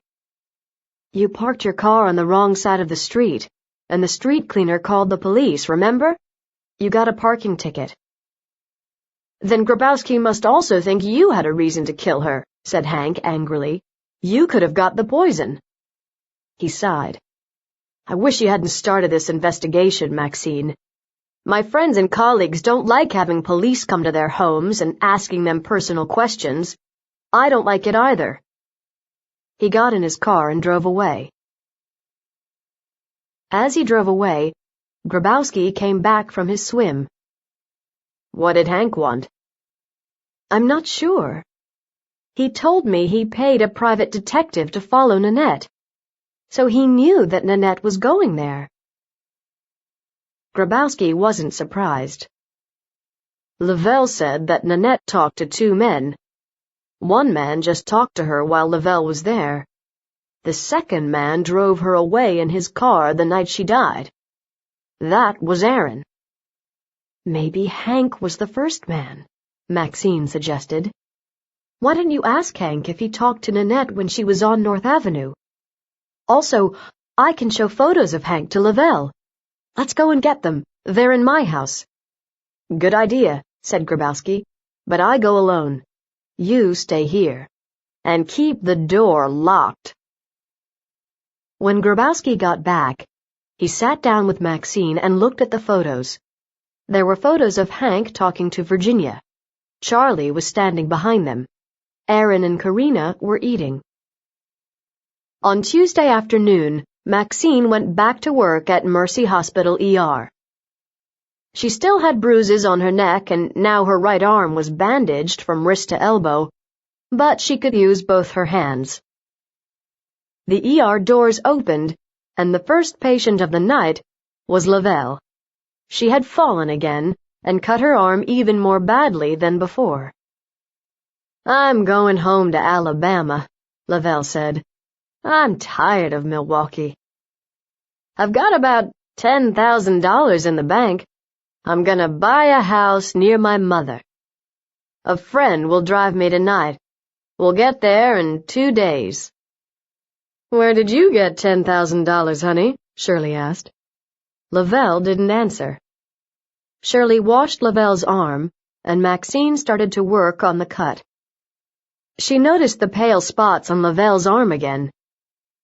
"Lavelle, when did you get these spots?" she asked. Lavelle shrugged. Maxine walked outside with Lavelle to wait for her friend to pick her up. "Before you go," said Maxine, "could you look at these other photos? Tell me if you saw this man?" She showed her the photos she took at the last party. Lavelle pointed to Hank. "That's the man who talked to her first, a few days before she died. He was the one that drove away." "Thanks," said Maxine. Lavelle's friend drove up, and Lavelle got into the car. Lavelle leaned out the window. "The police don't really think you killed Mae West, do they?" Lavelle asked Maxine. Maxine frowned. "The police are watching several people besides me. The problem is, we don't know why anyone would want to kill Nanette. So the police are watching people who knew about that poison and had the chance to poison Nanette. And that includes me." Lavelle spoke quietly. "The night Mae West died, she may have met somebody else. If she did, then that might be why she died." "Who is this person?" demanded Maxine. "I don't know the name. I shouldn't be saying any of this. I could get into trouble." Lavelle looked nervous. "It's someone in the photo you showed me. And go to North Avenue and 24th Street, she whispered as the car moved away. "Wait! Lavelle! North Avenue and 24th is where the taxi picked up Mae West. I've been there. There are only old houses and empty stores." But the car was already out of sight. Chapter 14. Maxine Investigates. Grabowski came to the hospital at 9 p.m. to take Maxine to his house. "Do you really think it's still necessary for me to stay with you?" asked Maxine, as Grabowski drove south on Lakeshore Drive. "If I go home, I promise to lock the doors of my house and my car from now on." "I think that the person who killed Nanette is worried about what you know," said Grabowski. "You can either stay with me, or I can put a police guard in your house." "I'd much rather stay with you," she said, as the car stopped in front of Grabowski's house. It was a beautiful night. The stars were bright, and the moonlight made a silver path across Lake Michigan to their feet. Maxine sat down and looked at the lake. Grabowski brought her a cold beer and sat down next to her. "I saw Lavelle today," Maxine said. "She came into the ER." "Did you show her the photos?" asked Grabowski. "Yes," replied Maxine. "She pointed to Hank as the man who spoke to Nanette." Grabowski didn't look surprised. "I thought so. Hank hired a private detective to follow Nanette once. He probably hated what Nanette was doing. Maybe he killed her because he felt embarrassed by her." "You can't prove any of this, Grabowski." "Maxine, in a murder case, I ask questions, I collect information, then I form a theory and try to prove it." "I do the same in research," Maxine said. "But the information I collect depends on the questions I ask. If I ask the wrong question, I get the wrong information. I develop the wrong theory. You're asking the wrong questions." Grabowski sighed. I don't even know why someone wanted Nanette dead. Maxine pulled out the photo in her purse. Lavelle told me this evening that Nanette might have met someone else at the corner of 24th Street and North that night. She told me to look at this photo, the one at the party with everyone in it. Grabowski looked at the photo. This doesn't help. We already know all these people. We can't find any unusual connection to Nanette. And all we know is that on the night Nanette died, Aaron says he took her home. Now we have to find out how Nanette got back to North Avenue after Aaron took her home. Her car was still on North Avenue, remember? Maxine said. Grabowski sighed. You believe Aaron. I don't. I talked to the taxi companies. No taxis picked up a woman wearing a red wig from the east side and took her to North Avenue. The only taxi driver took her to Mercy Hospital. Maybe she took a bus? No. We talked to the bus drivers on that route. It was late at night. They would have remembered her. Maxine, we have a witness who saw Aaron pick up Nanette that night. Lavelle. I need to talk to her. Maxine shook her head. You can't. Tonight Lavelle went home to Alabama. What? Grabowski shouted. Why didn't you tell me? I only found out tonight. She's tired of Milwaukee. She'll get to Alabama in about 2 days. Grabowski sat back in his chair. Lavelle suddenly decides she's tired of Milwaukee? More likely that Aaron made her leave. So our only witness has gone. He probably paid for her trip. Aaron wouldn't do that. Though I did wonder where she got her money from. Exactly, said Grabowski. She lives in the roughest part of Milwaukee, and suddenly she has money for a new life in Alabama? I'm sure Aaron didn't kill Nanette, Grabowski, Maxine insisted. And how could he even know Lavelle? Grabowski put his arm around Maxine and smiled at her. Surprised and a little confused, Maxine returned the smile. Then, inside the house, the phone rang. Grabowski went in to answer it. He shouted into the phone and came out, banging the door. I have to go downtown. A problem with another case. I don't want you to stay here alone. I'll call a police officer to stay with you. Don't be silly.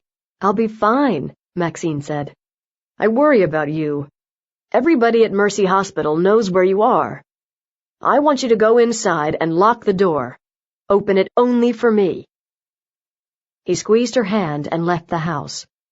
Maxine watched the taillights of his car go around the corner. She felt confused, but oddly comforted when she was with Grabowski. She suddenly realized she liked him a lot. She hoped she would see more of him when this case was over. She started thinking about all the people involved. She started thinking about Virginia. Maxine had known Virginia for 3 years at Marquette.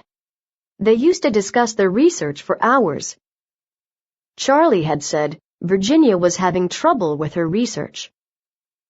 Maxine hadn't called her for a long time to talk. She went inside and called Virginia's home number. No answer. She tried the lab. Charlie answered. Virginia went out to dinner with Hank at 8 p.m. She should be back any time now, he said. Maxine hung up. It was already after 10 p.m. Virginia should be back in the lab soon and could talk. Maxine called a cab to take her back home so she could get her car. Then she drove downtown. Charlie was in his lab. He jumped when Maxine opened the door. Maxine, what are you doing here? You're hurt. What happened? It's a long story, Charlie, all about Nanette. The person who killed her thinks I know more than I do. Maxine sat down. And you drove here alone late at night? Are you crazy? Charlie demanded, shocked. Listen, Charlie. Just before Nanette died, she went somewhere. We don't know where. This may be the key to the whole mystery. Aaron says he picked her up on North Avenue at 10 p.m. on Sunday night and took her home. We know she was back on North Avenue at 11:40 p.m. How did she get back there? Grabowski has asked taxi drivers and bus drivers, but none of them remember her. Charlie was staring at her, his eyes wide. Nanette died Sunday night? Didn't you know? No. The burial was Wednesday. I never knew what day she died. Why is it important? Maxine asked. Nanette phoned me here on Sunday night, Charlie explained. I was working late. She was at home. She said she needed a ride to her car. She had left it on North Avenue. You know Nanette that well? Maxine was surprised. Charlie's face turned red. I went to her last party, remember? I met her a month before that. Nanette came to the lab one day to talk to Virginia. Virginia wasn't here. Nanette asked me a lot of questions about the equipment and the experiments I was doing for Virginia. She came back 3 or 4 times. She was nice to me. We got along well. So, when she called you on Sunday night, you picked her up? Maxine asked. That's right. She said Hank was out of town and her friends were asleep. Couldn't she wait until morning? Maxine asked. She said she needed to drive to the university early the next morning, Charlie replied. So I drove to her house. She was waiting outside for me. I drove her to her car. That's great! Maxine felt happy. This means that Aaron did bring Nanette home. This means that Aaron wasn't the last person to see Nanette before she was poisoned. You were. Charlie looked shocked. Oh no, now this looks bad for me. The police might think I killed her, but I didn't. I just gave her a ride. You believe me, don't you, Maxine? I believe you, Charlie, but we have to find the person who saw her after you did. Maxine started to go out the door. Wait, said Charlie. I didn't tell you what I found in Virginia's desk. Maxine felt very tired. She wanted to go to bed. Charlie, don't tell me about your fight with Virginia. It's not my business. Even if Virginia is lying to the university about her research, and if she is having trouble with money, what can I do? You've been Virginia's friend for years, Charlie said. Maybe you can help her. Maybe if you looked at her reports again, you'd understand what to do. All right, said Maxine. Where are these reports? Charlie took a big envelope from his desk. Here they are. I took them from her office when she went out tonight. I was right. Virginia is in big trouble. These reports show that she isn't close to finding a new drug for leprosy. Maxine frowned. She picked up a letter from the file. That doesn't make sense.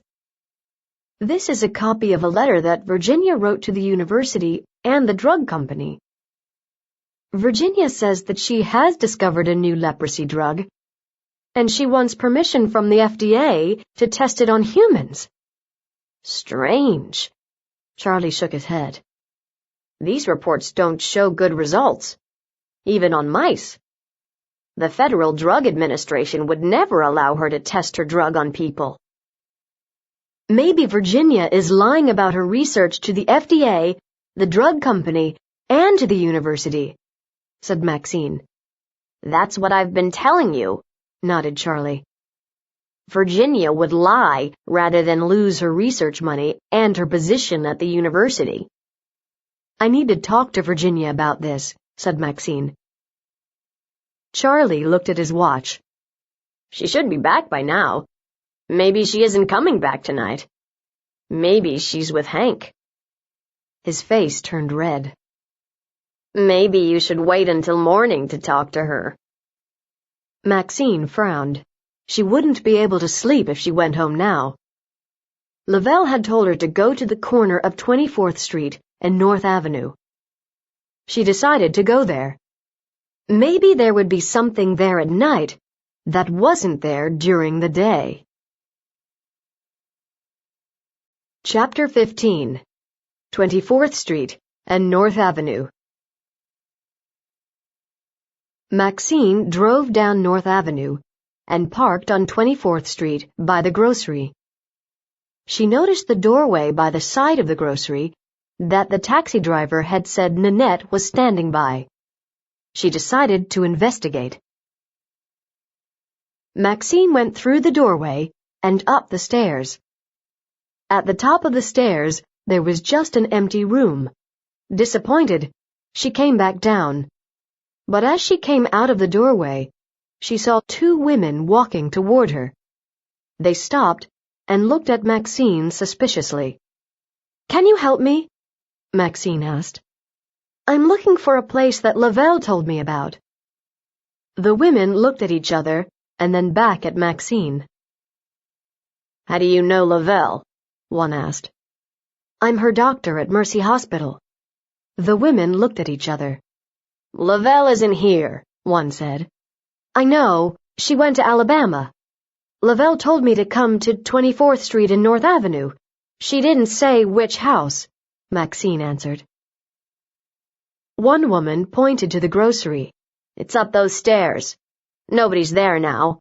Wait a few days." "I don't want to wait," answered Maxine. "There's a phone number you can call. I have the phone number at home. Call me tomorrow, afternoon." She gave Maxine her telephone number. Maxine hurried to her car to write it down.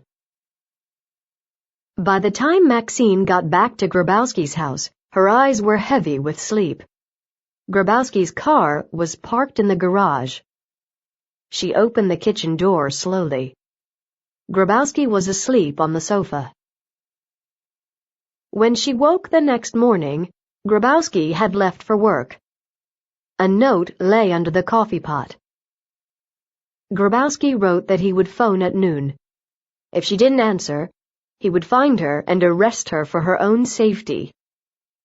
At 12 p.m., Maxine phoned the woman she met on 24th and North Avenue the night before. She wanted to get the phone number the woman had told her about. The phone rang 10 times. No answer. Maxine got some coffee and sat down to think. First, Charlie had said that he brought Nanette back to North Avenue. That meant that Charlie saw Nanette after Aaron did. But who saw Nanette after Charlie? Maxine was also worried about Virginia and wanted to talk to her about her research. Virginia had to stop lying to the drug company and the university. She could ruin herself. She called Virginia's office, but there was no answer. Before she could call Virginia at home, Grabowski phoned. "Where did you go last night?" he demanded. "I went to the university to talk to Charlie. I found out some very important information. Charlie saw Nanette after Aaron did. Charlie drove Nanette from her home back to North Avenue. Now we know that Aaron didn't kill Nanette." "Why didn't Charlie tell us this before?" Grabowski asked. "We didn't ask the right question. Charlie didn't know we were talking about Sunday night." Grabowski sighed. "Good work, Maxine. But please stop driving around in the middle of the night. You've already been attacked. I want you to stay at my house today until you drive to Mercy Hospital. I'll come to the ER tonight and follow you home. Don't leave the ER without me." Maxine hung up the phone. She wanted to talk to Virginia. She could drive to Virginia's house on her way to Mercy Hospital. She called Virginia at home. Virginia answered right away. "Come over, Maxine," she said. "I need to talk to you." Virginia lived in a large brick house with a beautiful garden.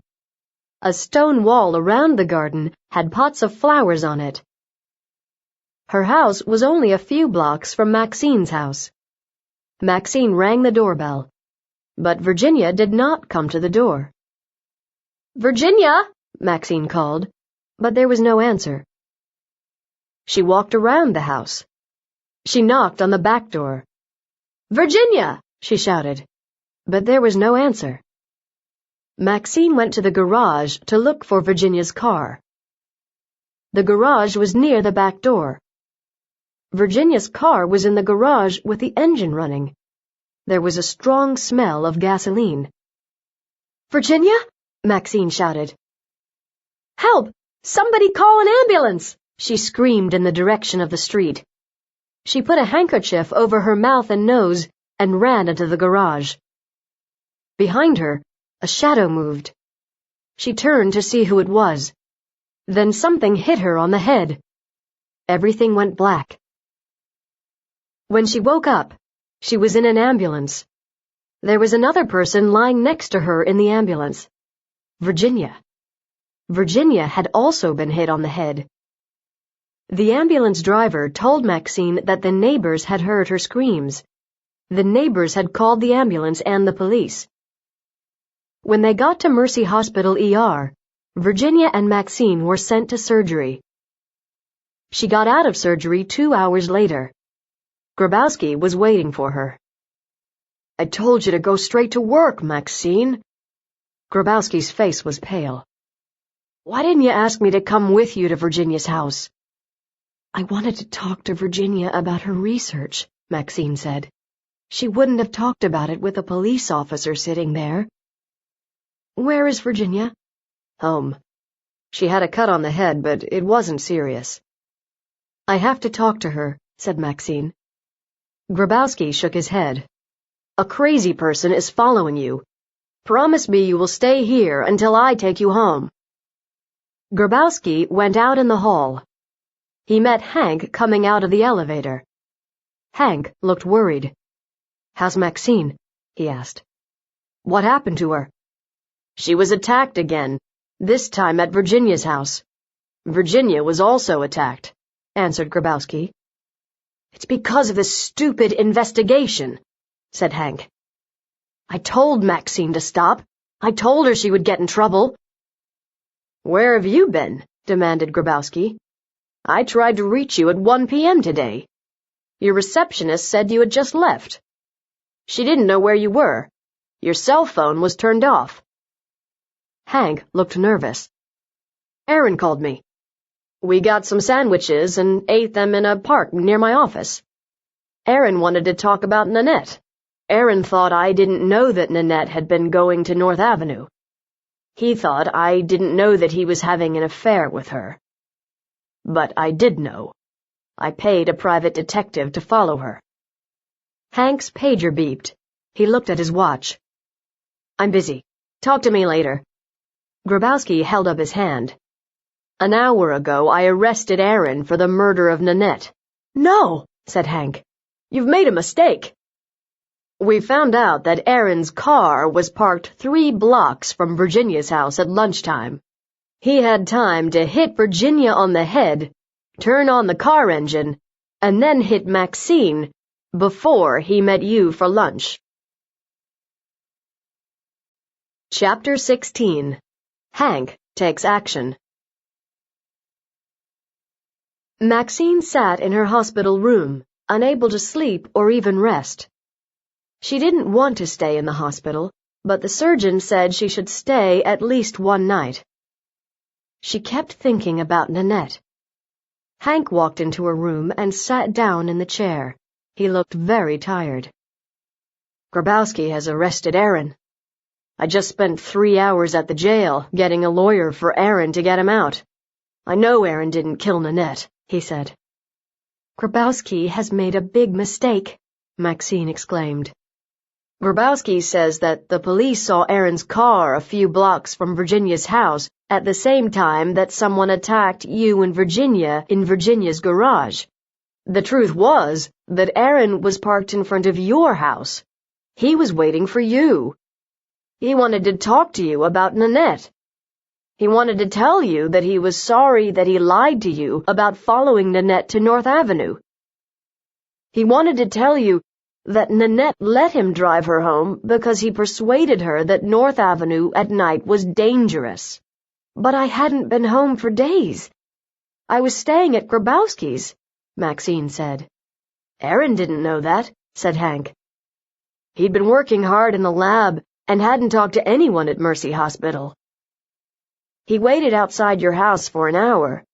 Then, he drove to my office to talk to me. We had a sandwich in the park. But Grabowski says he still had time to walk to Virginia's house and hit you and Virginia over the head. Aaron was just in the wrong place at the wrong time, said Maxine. Tell Grabowski, said Hank, then changed his mind. No, don't. He'll arrest me too. Every time he looks at me, I feel he's going to send me to jail. He won't, Hank. Anyway, I know someone who saw Nanette after Aaron the night Nanette died. Who? Asked Hank. Charlie. Hank looked surprised. Charlie? The PhD student who worked with you and Virginia at Marquette? Nanette hardly knew him. Nanette only invited Charlie to our last pool party because he was a friend of Virginia's. That's what Nanette told me. That wasn't true. Nanette knew Charlie very well, said Maxine. Nanette went to his lab a few times to talk to him. She called him after Aaron took her home the night she died. Charlie was still at the lab. He went to your house to pick her up. So Charlie was the last person to see Nanette before she was poisoned? Hank frowned. Yes, replied Maxine. Nanette had left her car parked on North Avenue. I think she let Aaron take her home because he wouldn't go away unless she got into his car. But she wanted her car. So Nanette phoned Charlie at the lab and asked him to take her back to North Avenue. Why not call a taxi? Hank asked. Maxine thought carefully. There must have been a good reason. Maybe she needed to talk to Charlie about something. Hank looked confused. Why did she want to go back to North Avenue? I don't know, Maxine said. But I have a strong feeling that Nanette wanted to do something that night on North Avenue.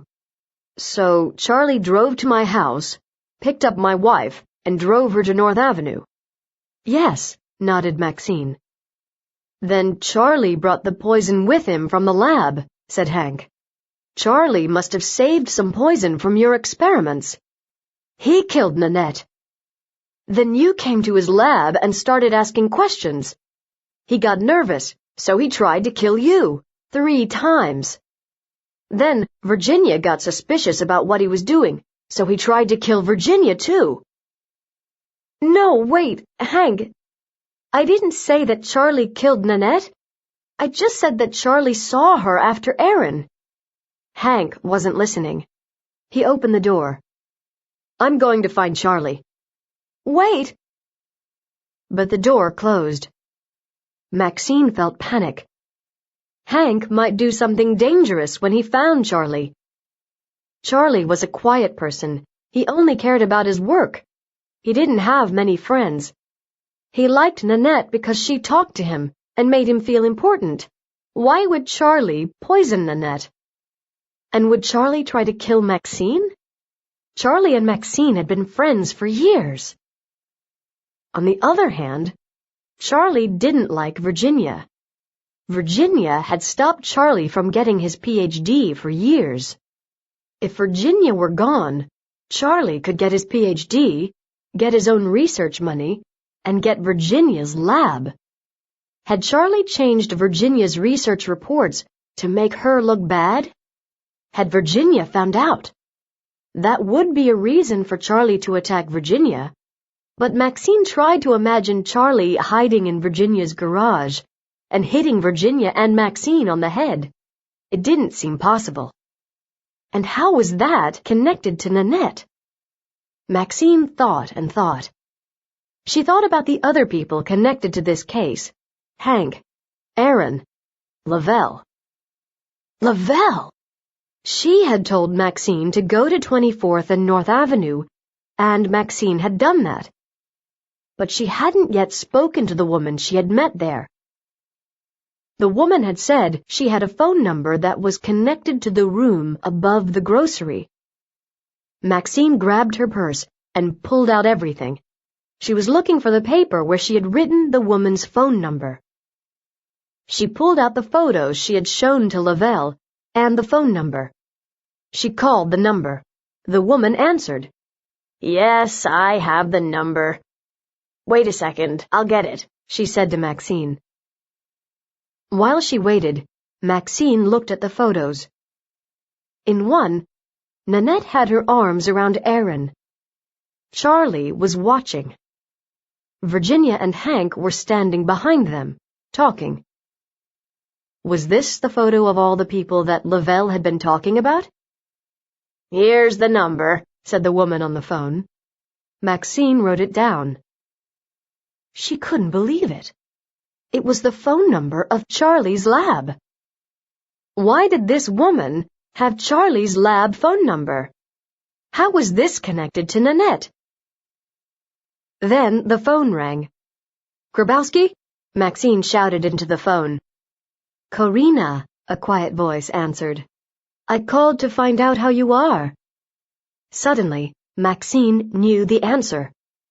She remembered the white spots on Lavelle's arm when she came to the ER. She suddenly knew why Nanette was killed, and she knew how. One question to Dr. Corina Singh made her certain. Have you seen any cases of leprosy lately? She asked. Yes, Corina replied. Have you seen it in the ER too? Maxine hung up quickly. She phoned Charlie at the Marquette lab. There was no answer, but maybe Charlie was busy and couldn't answer the phone. The phone rang. It was Grabowski.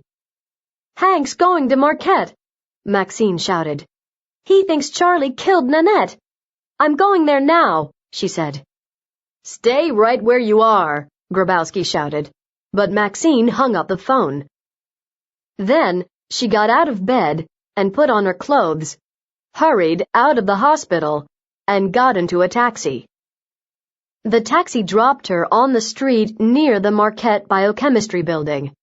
A white Mercedes was parked in front of the biochemistry building. Hank's car. The building was dark. Voices were coming from Charlie's lab. She opened the door quietly. Hank was inside. His back was to the door. Charlie and Virginia were facing Hank. They were looking at something that Hank had in his hand. I didn't kill Nanette, Charlie said. His voice shook. The last time I saw Nanette was Sunday, the night she died.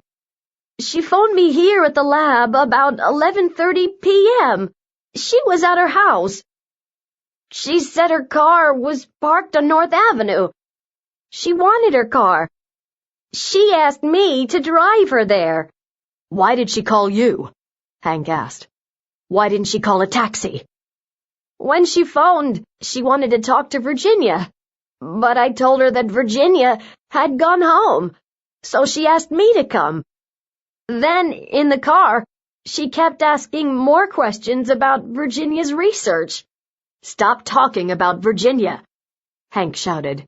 You came to our house and you killed her. No, Charlie shouted. I drove Nanette to the corner of 24th Street and North Avenue and left her by her car. That was the last time I ever saw her. That was just before midnight. I didn't know until yesterday that she died right after I left her. You're lying, Hank said. Hank raised his hand. He was holding a gun. Charlie looked at Virginia. Virginia, help me! Virginia said nothing. Maxine pushed the door open. No, she shouted. As she entered, Charlie pushed Hank, hard. Hank fell down. He hit his head on the table and lay on the floor without moving. The gun also lay on the floor. Charlie reached for the gun, but Virginia picked it up. She pointed it at Charlie. Chapter 17. Maxine finds the truth. Put The gun down, Virginia, said Maxine quietly. Then she heard footsteps running up the stairs. Suddenly, Grabowski came through the door. He was holding a gun. "Give me the gun," Grabowski told Virginia. Virginia didn't move. "Charlie killed Nanette. Arrest him," she said. Maxine shook her head. "Before you do that, Grabowski, read Virginia's research reports. Ask her to show you the new lab refrigerator and mice that she bought with her research money. They're at my house, in my basement laboratory," said Virginia. "No, they aren't, Virginia. But there are some things in your house that Grabowski will want to see, like your secret research reports about your leprosy experiments on people." Virginia stared at Maxine. She moved the gun to point at her. "You killed Nanette, Maxine. Then you told Hank that Charlie killed Nanette." "Maxine," said Charlie, "did you tell Hank that I killed Nanette?" "No," Maxine said, watching Virginia's gun.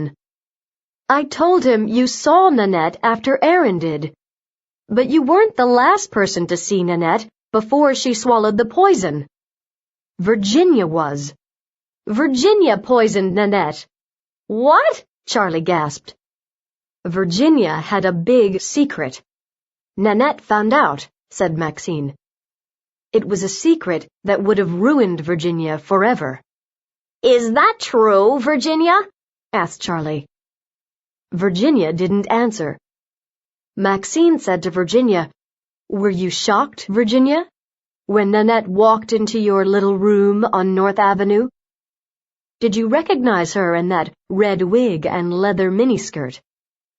"How did you find out?" asked Virginia. "A woman called Lavelle, one of the women you gave the pills to, recognized you from a photo," explained Maxine. "At first, I thought Lavelle was looking at Charlie in the photo, but she was looking at you." Virginia didn't notice that Grabowski was moving slowly behind her. Maxine and Charlie moved toward the open door to the hall. Maxine kept talking to Virginia. "You wrote reports to the university about your new drug, Virginia," Maxine said. "You said you were testing your new drug on mice. But you lied." Maxine moved closer to the door. She kept talking so that Virginia would not look at Grabowski. Maxine said, "Then I phoned you to say I was coming to visit you at home, Virginia. You thought I knew about your room above the grocery on North Avenue, so you waited in your garage and you hit me on the head. When you heard the police coming, you hit yourself on the head and lay down on the floor." Virginia shook her head. "You're crazy. You attacked me at the tennis club. You came into the club when the receptionist was away from her desk. And later, you waited in my car and put a belt round my neck." Maxine moved closer to the door and kept talking. "You went to that room over the grocery, and you paid Lavelle, and other people there, a lot of money. Your research money. You didn't tell them you were giving them leprosy. If Marquette University Research Review Committee found out that you were giving people leprosy, your career would be finished." "But Nanette found out, didn't she?" "Yes," said Virginia. "Nanette went to North Avenue to find out about how people in a rough neighborhood live for her social work degree. She met Lavelle. Lavelle brought her to my room above the grocery." "So that's where you went every week," said Charlie. "I went one night a week. I couldn't go more than that because I didn't want anyone to know what I was doing." "Lavelle got a lot of money from you," said Maxine. "You paid her to get leprosy. That was why she had white spots on her arm. First, you gave her an injection to get leprosy. Then, you tested her blood to make sure she had it. Then you paid her to take your new drug, a pill, to see if it cured the leprosy. That's right. There were 25 other women. They had to take one pill each week. Then I gave them a blood test. Lavelle brought Nanette one night, right? Maxine asked. Yes. Nanette walked into my room over the grocery. She was wearing that black leather skirt and that red wig. Nanette thought I didn't recognize her, but I did, said Virginia. She kept pointing the gun at Maxine. Maxine kept talking, so that Virginia would not see that Grabowski was getting closer to her. Nanette didn't yet know what you were doing in the room on North Avenue. So Nanette came here, to your lab at Marquette, to find out. Didn't she? Maxine asked. Yes. Nanette came here several times, Virginia replied. She asked me about leprosy and about my research. She came when I wasn't here, and she asked Charlie a lot of questions about my research. Charlie thought she liked him. He told me that she asked about my research. At the last party at her house, she kept asking me how I knew whether my new drug worked. When did Nanette figure out what you were doing? Maxine asked. The night she died, Virginia replied. She came to 24th Street and North Avenue, wearing that red wig. She came into my room over the grocery.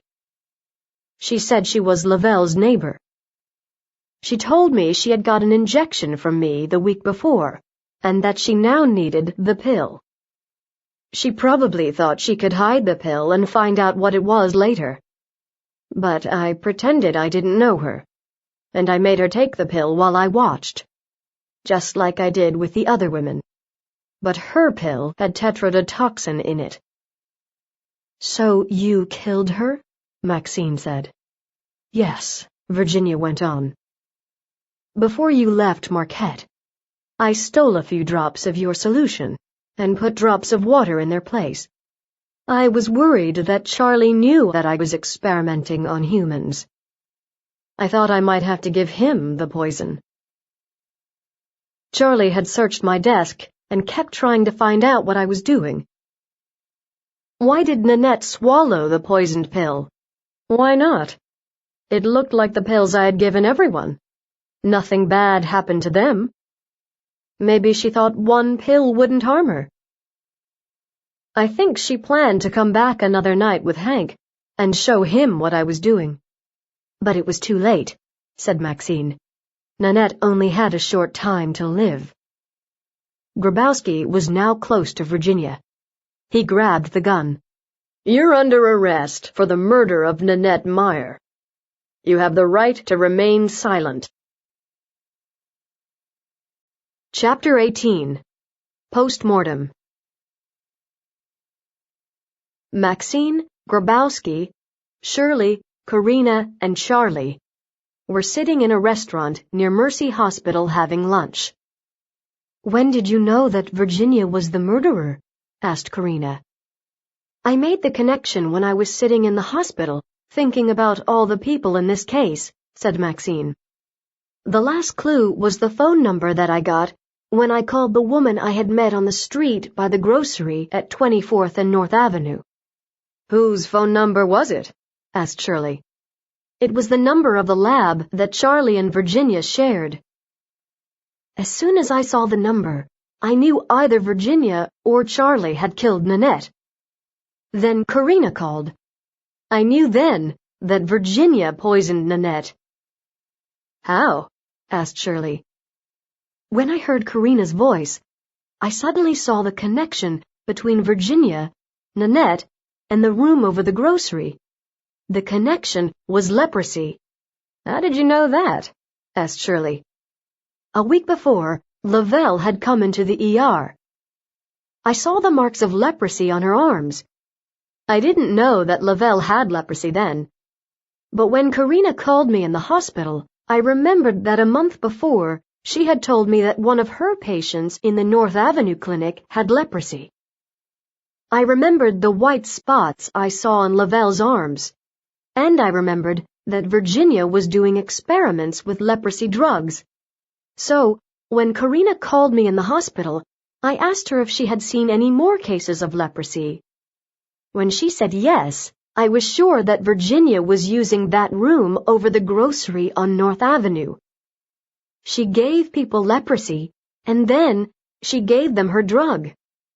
The drug did work, but some of the women didn't come back to take all the medicine. Virginia had to tell them a phone number to call in case they got leprosy and got sick. But the women didn't know the signs of leprosy. Karina did.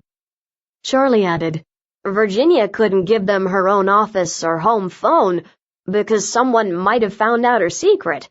So she gave them the lab number and told them to call at certain times when she knew she'd be there to answer the phone.